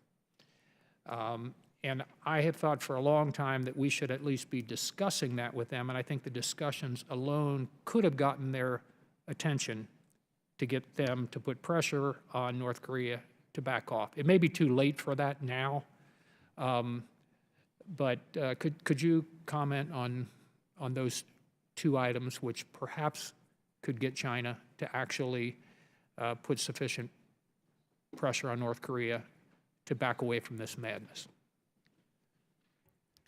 Sure. Well, I mean, we are certainly looking at every option to put more pressure on China. We're also, using all of our global partners to speak up and also, from their perspectives, put pressure on China, because we do see China as the key to the solution of this problem, if we can get there. I think, as for cutting off trade, obviously that would be a huge step, and there are a lot of ramifications of that. I think going after entities and banks are a way of going more directly after the North Korean angle here, but I agree with you that, trade is preferable to seeing any kind of military confrontation, especially one that would involve people in the United States. But on the issue of defenses in Japan and South Korea, we've certainly been talking to Japan and South Korea about beefing up their defenses and their ability to themselves take action in the event of an attack. And even those discussions have gotten China's attention. You probably know Chinese have been very vocal about their opposition to the THAAD deployment in South Korea, which we have moved ahead on now and gone ahead and deployed over and above their objections. And we have made clear that there's, the Japanese are seeking additional defensive systems to enable them to ward off a direct attack from North Korea. And it is quite clear, I think, already to the Chinese that this is an area that is going to be further developed if we can't rein in the threat from North Korea. It's my view that short of one of those two actions, I think we're going to continue down this path where Kim Jong-un will continue to move forward on this nuclear program, and that'll leave only the option, the military option, which there's no good to come from that. We know if we take that action, they can target Seoul, and literally tens, maybe hundreds of thousands of lives could be lost, including American lives. So that's the last resort, although may ultimately come to that. Or the alternative that some people are suggesting now as well, we have a nuclear China, we have a nuclear Russia, we don't like that, so maybe we end up with a nuclear North Korea, why can we not allow that to happen? How are they different? A lot of times people talk about the North Koreans needing a nuclear program for their own defense. I mean, the fact of the matter is that there's been basically a mutual deterrence in effect since the end of the Korean War. They have a conventional position that allows them to target Seoul. And so the idea that they need nuclear weapons for their own defense when there's never been a retaliation for any of their provocative or hostile or even kinetic actions that they've taken is a bit of a bridge too far, I think. So the concern is that they are pursuing a nuclear program in order to use that program to conduct blackmail and hold other countries hostage and continue to take even worse sorts of steps in their behavior. Proliferation is another major concern, of course. It undermines the entire global non-proliferation system and would be, we presume, ripe for sale and sort of proliferation around the world. So I think two major angles there. Thank you. My time's expired. Mr. David Cicilline of Rhode Island. Thank you, Mr. Chairman. Thank you to our witnesses for being here. I want to start with you, Ms. Thornton. You said we will never accept North Korea as a nuclear state. What did you mean by that? I mean, aren't they already a nuclear state? No, we do not recognize them as a nuclear state. And What does that mean? We do not recognize them as a nuclear weapons state. We don't recognize their program, and we won't consider them to have nuclear weapons. We're pursuing denuclearization. Well, the fact that we can't imagine it away. Either they're a nuclear state or they're not. The recognition of one, I'm not understanding that point. I mean, we have to have realistic context for, before we shape smart strategy. Will the gentleman yield for just Sure, a as second? long as you Because give me there is an additional complexity here. About delivery. Yeah, exactly. Yeah. And I just wanted to make that point. No, I understand, but, okay, let me move on. Mr. Secretary, you said that UN Resolution 2371 prevents 55% of refined petroleum products from coming into North Korea, and the new sanctions prevent $500 million of coal, which leaves another $500 million of coal and about 45% of petroleum products. Am I understanding that our sanctions don't reach the balance of that? And if not, why not? So, Congressman, a couple of things. So, all coal is prohibited to be transacted. That was under the prior. Assistant Secretary, just pull the microphone a little closer. So, Congressman, it is not allowed to trade in North Korean coal, period, nor in iron ore, lead ore, North Korean. So those percentages relate to non-compliance. The 55% number I gave you is kind of the fuzzy math done on how much gasoline versus crude oil is imported today into North Korea from China. Okay, thank you. I think we've heard from a number of my colleagues in response to those questions about pretty clear non-compliance by the Chinese. The UN experts on North Korea in February found that they were using this livelihood exemption to trade banned goods and allow companies to send rocket components to North Korea. And you said, Ms. Thornton, and I think also Mr. Secretary, that we need to see that happen, that is compliance by the Chinese. You described the Chinese as the center of gravity. And then, Ms. Thornton, you said if China doesn't comply with the sanctions, we will use the tools at our disposal. What are those tools, and why aren't we already using them? I mean, otherwise these sanctions sound good in a press release, but if they're not actually being honored by the parties, they're not effective, as Mr. Conley said. So what are the tools that you intend to use, and why aren't we already using them? Well, one of the things to remember, I think Assistant Secretary mentioned this, is that North Korea has been under sanctions for many decades. So their networks, it's a criminal enterprise, and their networks are deeply embedded, and they have designed them to escape detection. So it is a little bit complicated to go after these things. But what I meant when I say using our tools, we have these international sanctions regimes. The international community signed up to it and is obliged to enforce that. We have a running discussion with many of the countries around the world on information we have about what we find as illicit networks, and ask them to go after those. If they don't, then we will use our domestic authorities to sanction those entities. I guess my question is, I think most military experts would acknowledge that there is not a good military option. We can talk about it, but there actually isn't one. And so if we surrender the use of the sanctions regime to produce the result that we want by not using every tool that's available to us, aren't we in the end acquiescing to North Korea's nuclear capabilities? Well, I think our strategy is to ramp up the sanctions regime, and that's exactly what we've been doing. We've had 2 unanimous UN Security Council resolutions in 2 months. That's unprecedented. No, I understand that, but they have to be implemented in a meaningful way and fully. Otherwise, they're nice resolutions, but Right. it sends the wrong message, it seems that's to me, to North exactly- Korea if they don't see that that's real engagement by the Chinese to make these sanctions work. Right. But that's exactly what we're working on. And I think on sanctions regimes, a lot of people say the sanctions won't work either. But in past cases where we've used sanctions, I just want to note you're a chump if you're implementing sanctions and they're not working until you're a genius when they do. No, I think sanctions do work if they're yeah. implemented. My last question is this.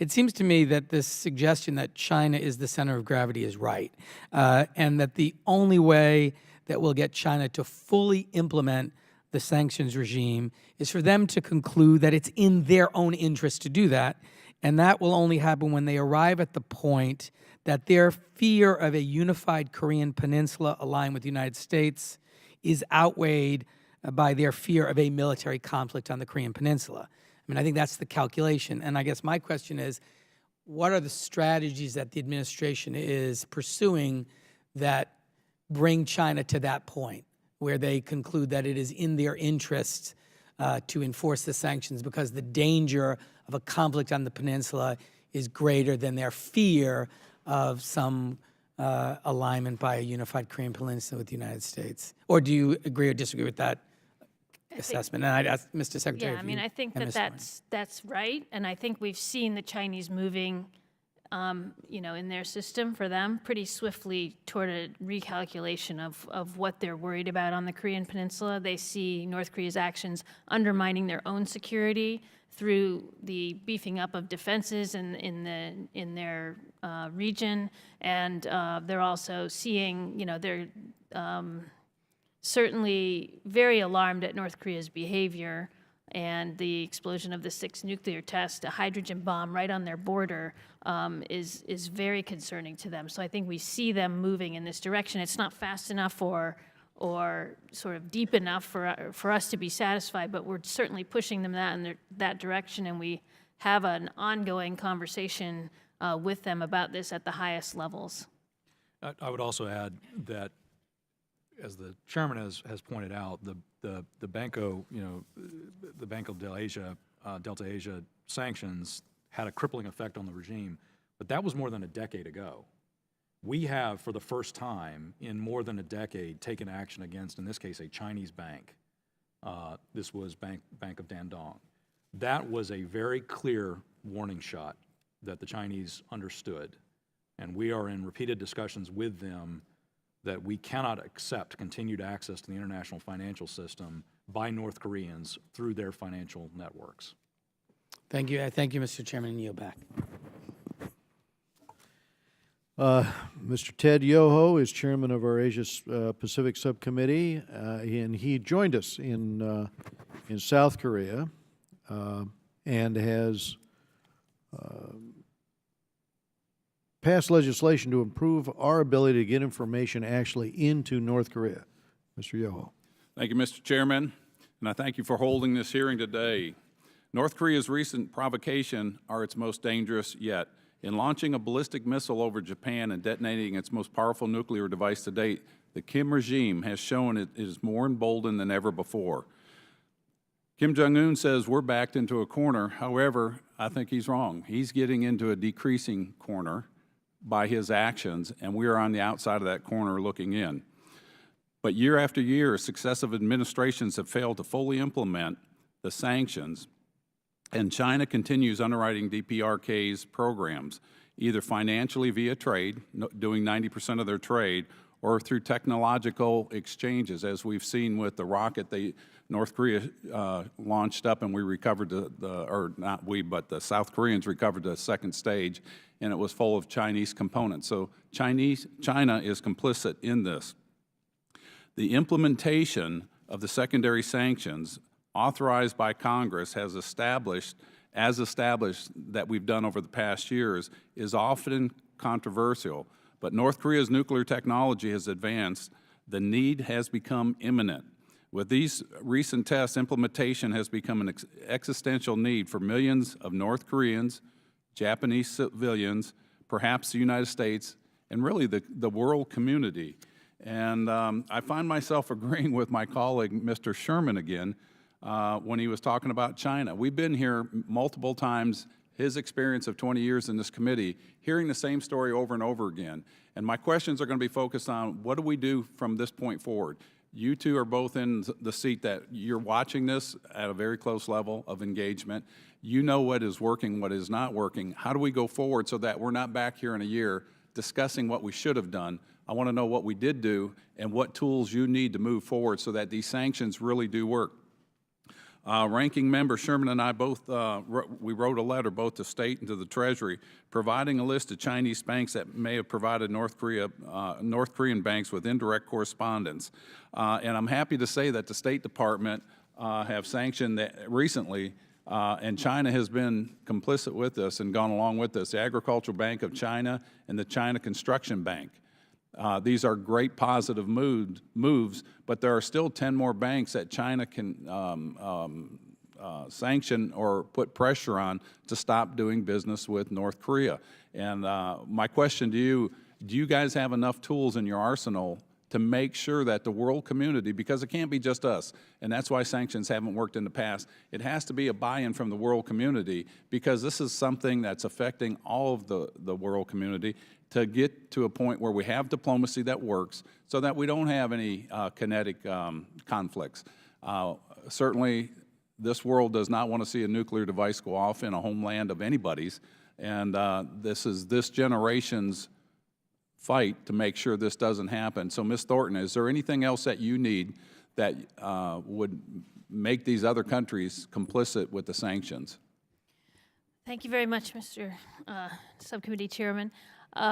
We definitely believe that the UN Security Council actions are the most significant actions that we can take on the sanctions front, and that's because every country in the world is obligated to enforce those sanctions. It gives them the legal authority to do so, and it obliges them to do so. And it opens up a whole sphere of enforcement for us to work with other countries on. So I think the most significant actions in the UN, which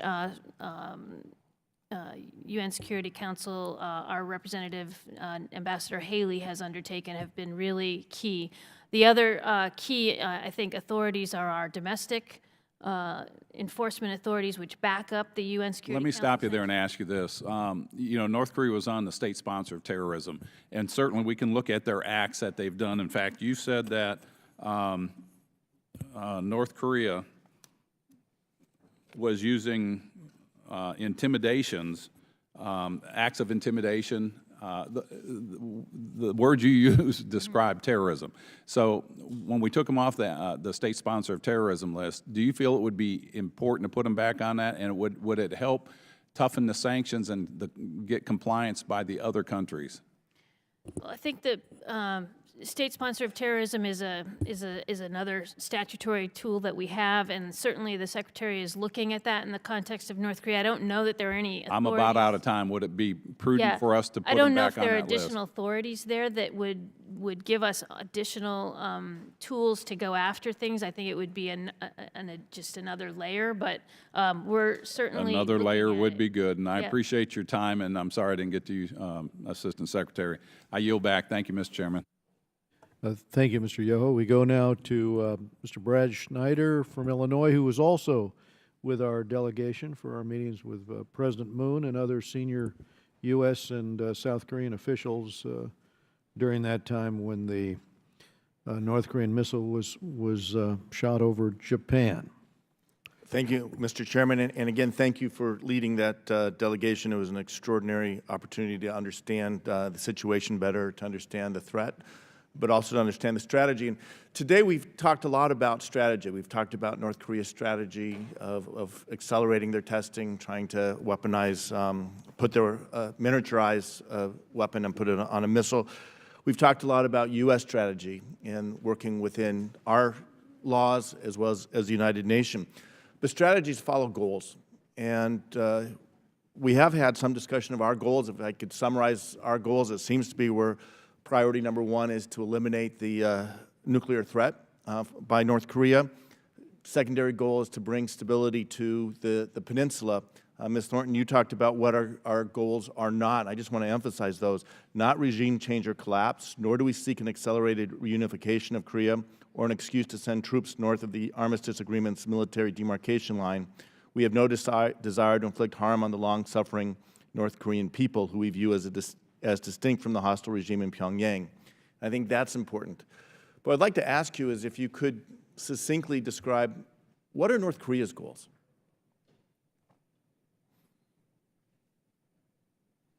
I think it's pretty hard to get inside the mind of the North Korean leader, but I think he's been fairly clear in public statements that he seeks to complete his nuclear weapons program in order to be able to sit down at the table with us as a sort of nuclear weapons fully developed state. And Well, that as seems a part of threat. the strategy, but their long-term goals, Mr. Deputy Secretary. I really do have to defer to State Department on this. My job is to drag them to the table through economic pressure, but I defer to State Department on how we go. I think that most experts on Korea would say that the main overarching goal, and I think one of the members mentioned the Juche philosophy, Representative Smith. I think that regime survival, regime perpetuation is pretty much an overarching purpose and goal. Okay, that seems to be the shared collective wisdom. How about China? Because they have different goals, obviously, than ours in many ways. How would you describe their goals in this I think dynamic? China's been also pretty clear in their public comments. They don't want chaos, war, or nukes on the Korean Peninsula. Those are their stated three main goals in this particular issue. Of course, they're also looking to maintain stability in their region and to create the conditions for further economic development. Okay. So it seems that there's this shared perspective, at least between the U.S. and China, that achieving each of our respective goals, denuclearization, elimination of the nuclear threat, we should have. Sanctions are the path to put pressure on Korea. But how do we create, and this is a broad message maybe beyond here, but a clear message for North Korea that the only path for survival, the only path for them to achieve their goals is through denuclearization, that they are taking the wrong path? What off-ramps, what mechanisms can we provide to show them that the way they're headed is a risk to their regime, a dire risk to their regime, and every option being on the table, and that there is a different path, and that path is open to them?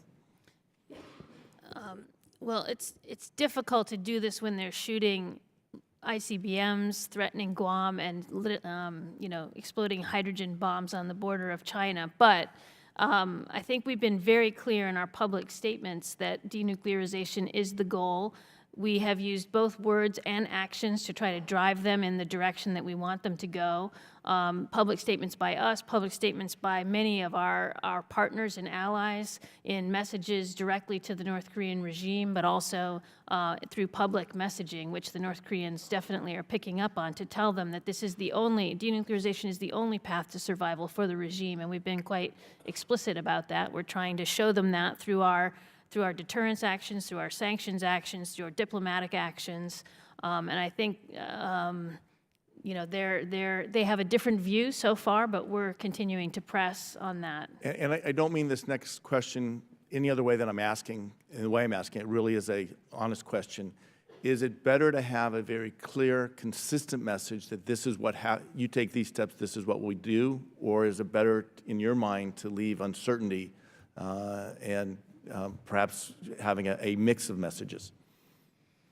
Well, I think it's good to have consistent, clear messages, especially for a regime like North Korea that has a very opaque, communication system and difficulty probably for information to reach the top leader, which is why we use public messaging in some cases so that we can be sure that he can get it directly.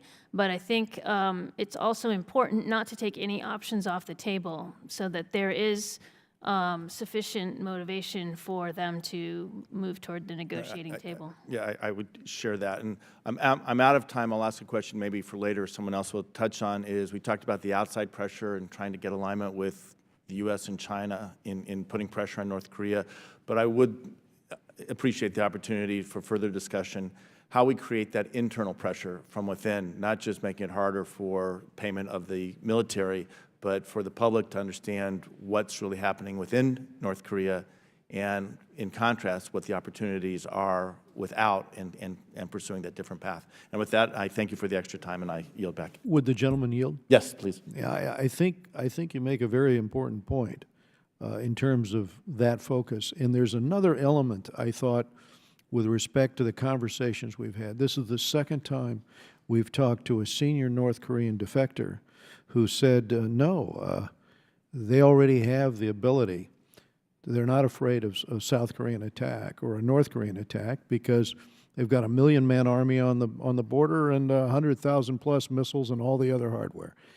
What the issue is for North Korea is that they feel it's a illegitimate government in South Korea, that you know, at the founding of the Korean Peninsula, when the occupation was over from Japan, it should have been unified under the Kim dynasty. And the focus of the Kim regime, of Kim Jong-un, is on getting enough nuclear weapons, hydrogen bombs, that they can turn to Seoul and say, we are going to be reunified, but we're going to be doing it under the regime.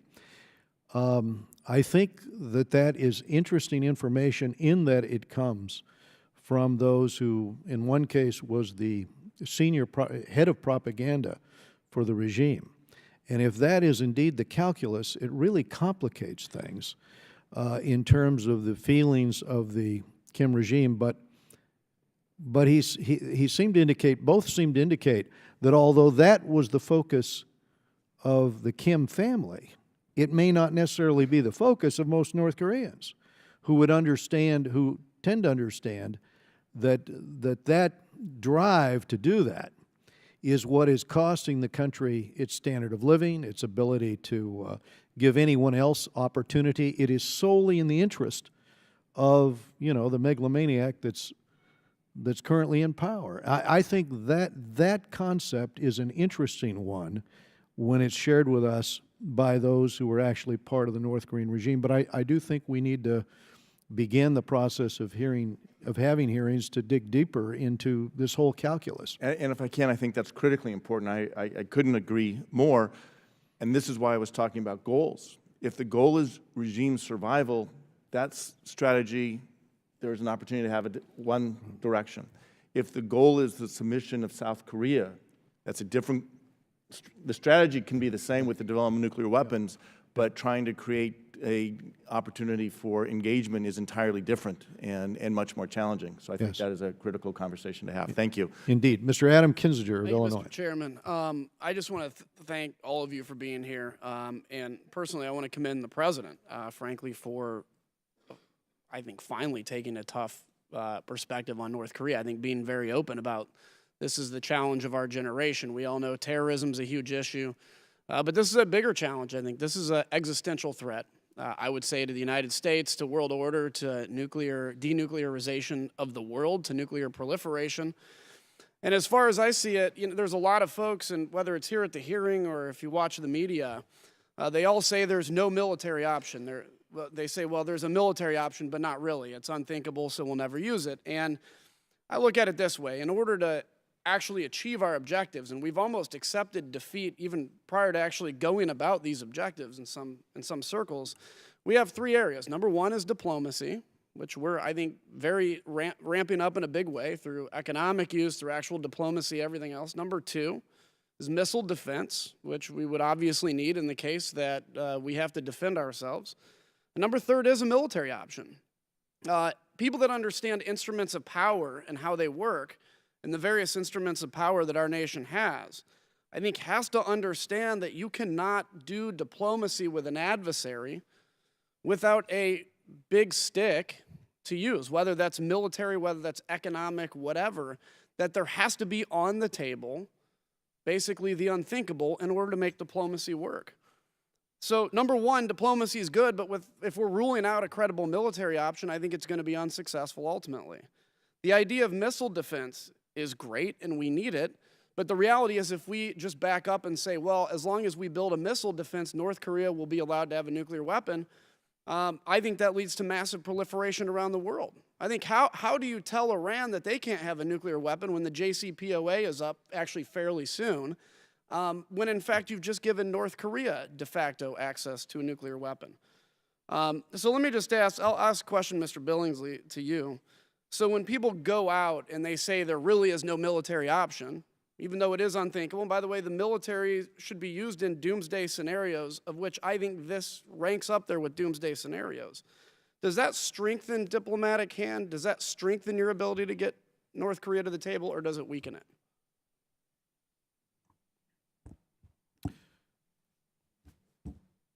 I think we would be exceedingly unwise to take anything off the table. And I was a Senate staffer up here on a committee, on the Foreign Relations Committee, when the agreed framework was negotiated. And that was designed to freeze the Yongbyon reactor and so on. And we gave all kinds of heavy fuel oil under the Clinton administration. And look where we are now. So this administration has made very clear at the cabinet level and at the president himself that we're not going to kick this can down the road. We can't. He's testing advanced nuclear designs and ICBMs. It is a matter of time now before he mates the warhead to the missile and poses an existential threat, not just to our friends and allies, but to us. Let me ask you a question to follow up.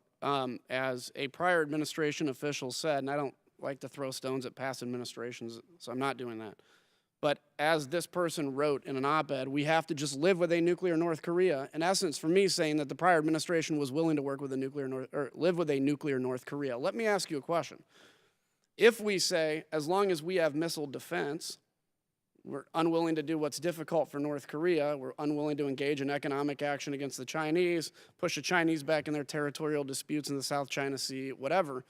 If we do that, can you talk about what the rest of the world will look like when we de facto accept North Korea as even if we don't say we've accepted them, if we de facto accept them, what does that do when the JCPOA runs out of time? What does that do to South Korea, Japan, other countries' nuclear ambitions? And what does that do to our moral authority to enforce the nuclear non-proliferation? Well, I'll defer to State Department on sort of the broader implications, but I would tell you we are not willing to live with a nuclear North Korea.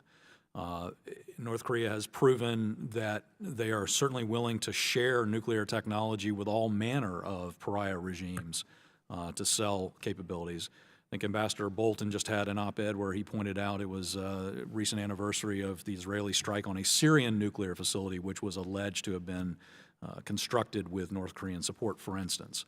So these are big issues. We are determined to induce the Chinese to help solve this problem. Well, let me commend you on that. And Ms. Thornton, I'd give you time. I'm out, so I'm not ignoring you. I just, the clock ran. But let me say at the end, to reiterate what the Secretary said, I couldn't imagine in the situation that Syria is in today, which I think is tragic, and I think there's been a lack of action on our part to fix that. I couldn't imagine, had they had a nuclear program, what we'd be looking at today. And there's a lot of concern of social instability in North Korea. Someday, look, people don't like to be oppressed. They won't be oppressed, even in a place like North Korea. What happens someday when that government is destabilized and you see something? I think these are all very important questions. And again, I want to commend you and the administration and the State Department for their hard work on this issue, and I yield back. We'll go to Congresswoman Norma Torres of California. Thank you once again, Mr. Chairman, for bringing us together for this very, very important and critical issue that we have here in dealing with North Korea and all of the problems that they have caused most recently. I think we pretty much all agree that there is no magic bullet in dealing with this regime. And I think that we pretty much are in agreement that so far, all the sanctions and everything that we have done hasn't worked. So where have we gone wrong? I don't know. Part of that, we are trying to address here. I think that we have to be pretty realistic that this regime that we're dealing with is willing to do anything, put its people and the entire world at risk in order to achieve what they ultimately want to achieve, and that is a nuclear weapon that would come far enough to reach American citizens. And, we've been talking a lot and calling out Los Angeles. I represent LA County, San Francisco. We haven't really mentioned Hawaii, which is a lot closer, and our territories. Another issue I think that we have neglected to address, and that is the consumer issue. We haven't really engaged consumers and a more global inclusion to deal with North Korea and China's appetite to have slave-type workers working in their companies. So as a consumer, when I'm buying products, where is that chain of where this product was made and who it was made by? We know that many of our products are made in China, but not by whom. correct? So to me, the bigger issue is, are we hitting the right targets? Are we being surgically enough to inflict the maximum pain on the regime versus inflicting the maximum pain on the people of North Korea? Congresswoman Wagner and I have introduced the North Korea Follow the Money Act, H.R. 3261, which would direct the Director of National Intelligence to produce a national intelligence estimate of the revenue sources of the North Korean regime. My hope is that this bill will make our sanctions policy more precise and a bit more effective, but I think that we still cannot get away from engaging more people. If foreign governments are not willing to engage, everyone's interested in the doomsday clock. It was advanced by another 30 seconds in January, and I think that we missed another opportunity to talk about what is happening in the Korean area more closely. I'd like to ask if you would agree that a clear picture of North Korea revenues, if we need to have a better picture of North Korean revenues in order for our sanctions to be more effective. So, Congresswoman, you are always going to find that I and the Treasury Department are interested in more intelligence, not less. We are an intelligence-driven organization, and the more precise information that can be generated, the better. I would say that back to your point about opportunities missed, we're at the point now where enforcement is crucial. We have the various UN Security Council resolutions. In the past, it was sometimes very difficult to judge the proper enforcement of these different provisions because they weren't complete embargoes. So you could get into arcane arguments about the best embargo that you can get is for the consumer to be more informed and for the consumer to say, I will no longer purchase any good that comes from this country because 100%. They are failing to support us in ensuring that we have a nuclear safe world.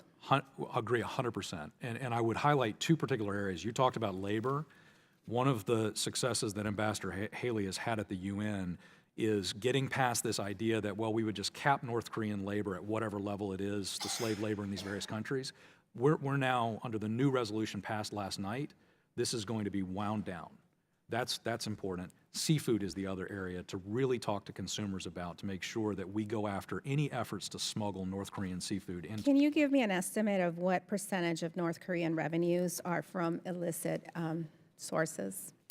At this stage, virtually all revenue is now illicit and illegal because the UN Security Council has banned just about every single. So what are our options in dealing with that? Maritime enforcement. The single most important thing we can do is enforce a complete prohibition on the sale of North Korean raw materials. Thank you. My time has expired. I yield back.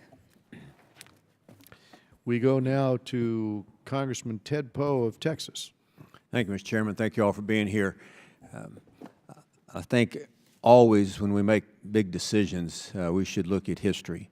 My understanding is that the Russians, Stalin, put the Kim regime in power, first to invade the South, in my opinion, to prevent the West being aware of what's taking place in Eastern Europe when the Soviet Union kept moving through and taking that area. We've had 3 Kims in charge. They've all been very belligerent. They've all committed crimes, going all the way back to the hijacking of the Pueblo, to the KLL Flight 858, the attempted assassination of the South Korean president. They have a history of doing bad things. But it's always been the goal that they feel entitled because they are put there by Stalin to be in charge of North Korea. And as the chairman said, they want to conquer the South. The war has never ended. It's a ceasefire or a truce or agreement. There's no treaty involved. And we've been played by the Kims for years. They talk about causing war, nuclear capability, and the West says, oh, we'll pay you not to do that if you promise to be nice. And so they promise not to declare war on anybody. They take our money, supposedly to feed their starving people, and then what do? A few years later, they do the same thing. And this has been going on all the way back to the Clinton administration. They understand one thing, that the West, the United States, can be bought off if they just make a lot of noise about doing bad things to the rest of us. We should understand that. We should understand that being nice and saying that we will take care of you and be and encouraging them in a diplomatic way to not declare war has not worked. And I'm not saying we ought to go to war. I'm just saying that's what they understand. So this president's taken a different point of view. He's talking in a language that I think little Kim can understand, that those days are over. And I commend Ambassador Nikki Haley for her work in getting these two latest rounds of sanctions through the UN. The idea that the Chinese and the Russians are going to agree to sanctions on North Korea, I think that is a stroke of genius. I don't know how she did that, especially the Russians. Who started all of this was Stalin back in 1950. So I want to know what our options are, not just one. I want to know where we're going. You know, we all want sanctions. Well, sanctions. They hadn't really done much to stop anything, but we want sanctions, and we want more sanctions, and we want little Kim to stop this. But what if he doesn't stop it? What's the U.S.'s plan? And surely the U.S. has a contingency plan down the road. What is it? Y'all looking at each other. What's the contingency plan? Sure, we want sanctions. We want to cripple the economy. We want them to stop the slave trade. We want to do all those things. But what if he doesn't? Because little Kim, he's just he doesn't think like we do. So what are the rest of the options?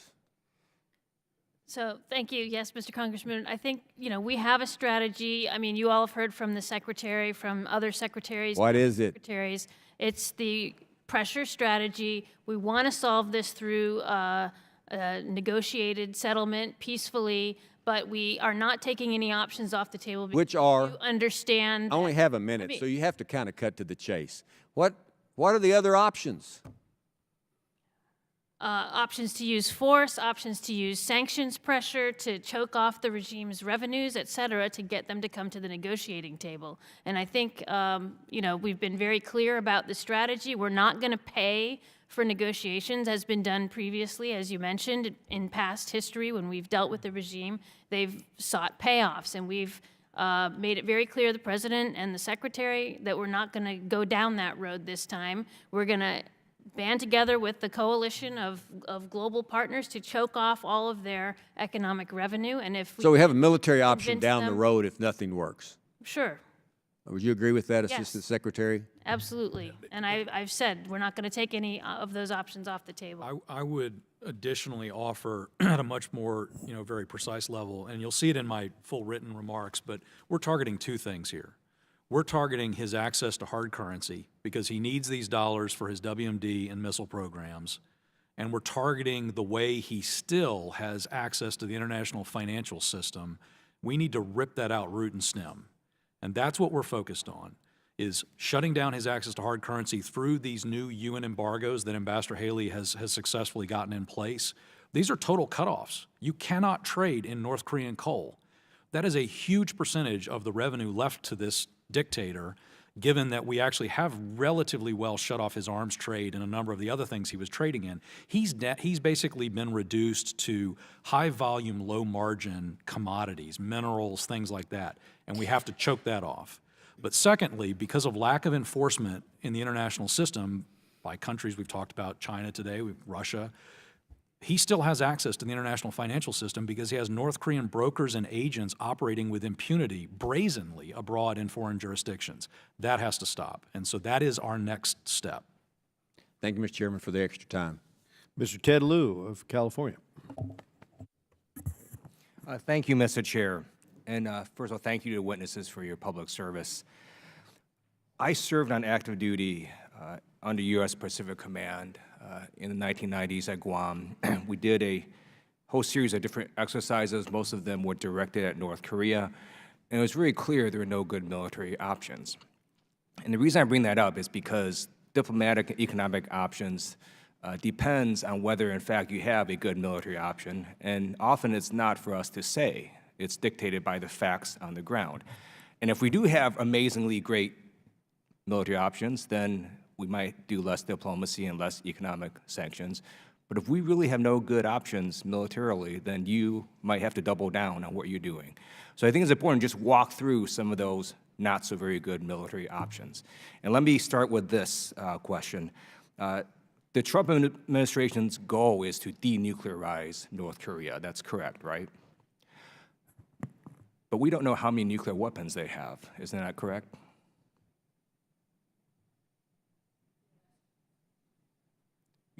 Say that again? Yeah, we have estimates. You have estimates. And we also don't know where all those nuclear weapons are, correct? They're pretty good at hiding them. They're good at hiding things. Right. So in order to get rid of those weapons, to get the Trump administration's goal through military force, we would need a ground invasion, find those weapons, and destroy them. Isn't that correct?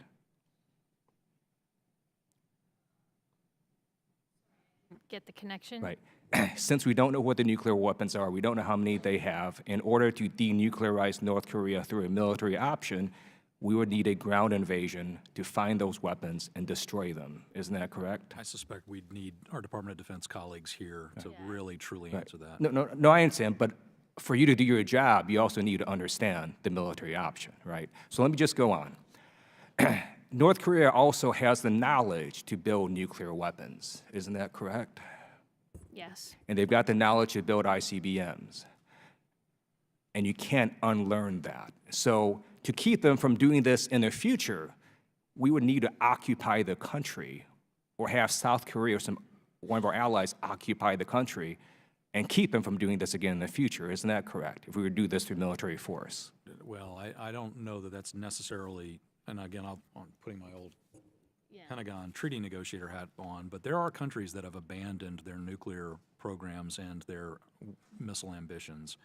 South Africa is a good example. Argentina is a good example. So there are examples. After the use of military force?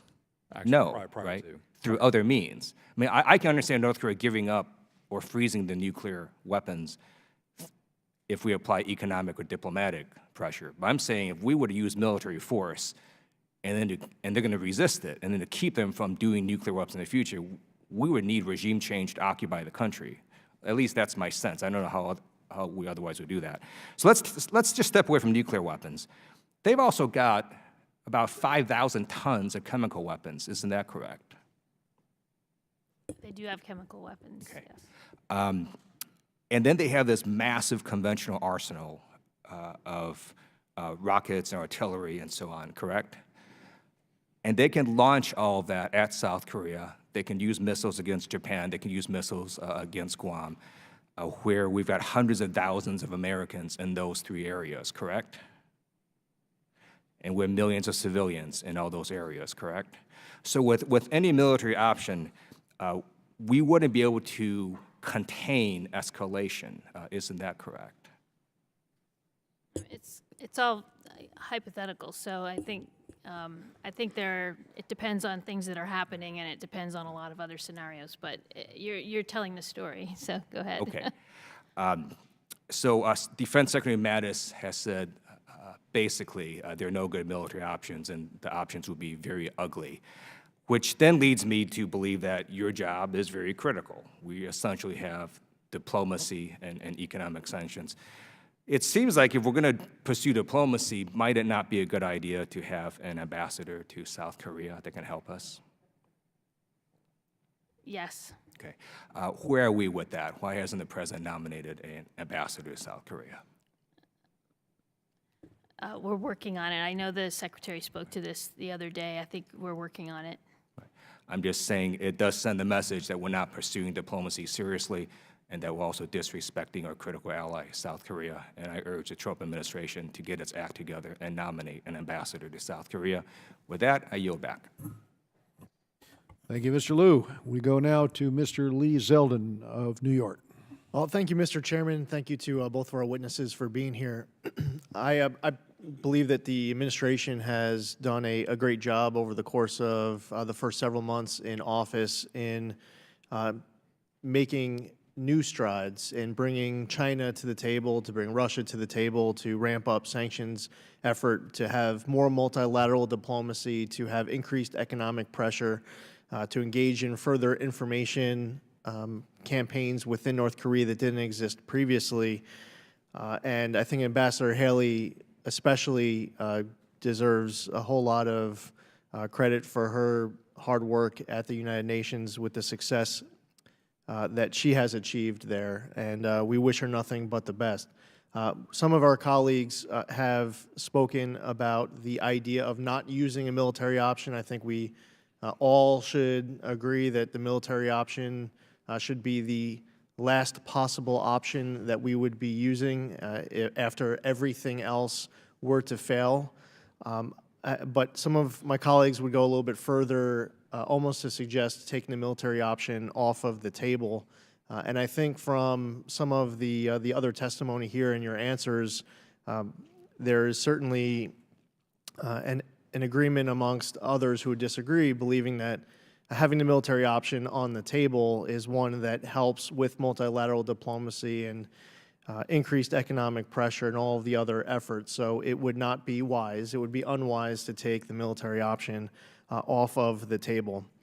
I wanted to ask you a little bit about what that red line is. And has the administration taken a public position on a red line? Should it? Do you believe we should have one? What does it look like? Because for me, the red line should be that North Korea should not have the ability to deliver a nuclear warhead to the United States. And there's still a component of their development that appears to not be there. The chairman got to it a little bit earlier as he was engaging one of our colleagues on the other side of the aisle as far as surviving reentry. So we're pursuing the diplomacy angle, we're pursuing the economic angle and the information angle, thinking of military options as the last possible option, preparing the whole slate of conventional to unconventional military options. What's that red line? Well, the Assistant Secretary and I are here representing the economic sanctions lever and the diplomatic levers in this, and I've said that we're determined to pursue a peaceful resolution through a negotiated settlement. Of course, we're not taking any options off the table. We realize this is a very difficult problem, has been outlined by the Congressman Liu here. So I think what I would say about red lines, I mean, we and the Secretary of State are determined to use this pressure campaign to get the North Korean regime to change its path and to come to the negotiating table with a serious set of proposals on denuclearization. How we verify that, complete, verifiable, irreversible denuclearization is what we're seeking through a negotiated settlement. I think we have a lot more room to go to squeeze them and increase the pressure of the international community, and I think we're continuing to see that that strategy is working, that the North Koreans are feeling that pressure, and we are focused on getting them back to the table. So I think as far as red lines go for a military option, I would certainly want to defer that question to some future point where we're not as much engaged in the diplomatic and economic pressure part of the campaign.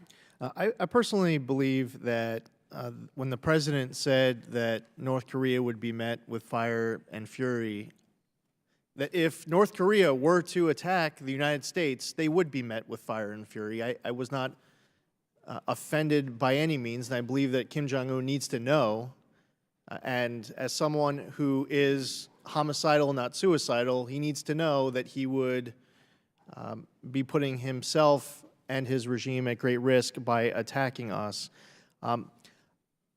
There's a lot of hard work that's been done by the administration, doubling down, tripling down, and quadrupling down, making a lot of progress, great progress, specifically at the United Nations. I would just say if we truly want to prevent North Korea from having the ability to deliver a nuclear warhead to the United States, they are getting so much closer to it that if we are actually serious about that military option, that we're going to have to start seriously having that discussion, because that may be imminent. I yield back. Mr. Mike McCall, who also chairs the Committee on Homeland Security. Thank you, Mr. Chairman. I appreciate that. And yeah, I view this as actually probably one of the biggest threats to the homeland. If they are capable of delivering an ICBM with a nuclear warhead to either Guam or the mainland of the United States. I know, looking back historically, AQ Khan and his network, this access between Pakistan, Iran, and North Korea, once Pakistan got it, we couldn't take it away. Iran, we had our negotiations, and now it looks like North Korea has it. And I think once a country has this capability, it's very difficult to take it away. So I don't envy your positions in terms of trying to negotiate our way out of this. And I think the last previous administrations have failed to get us to that point, and now we are where we are.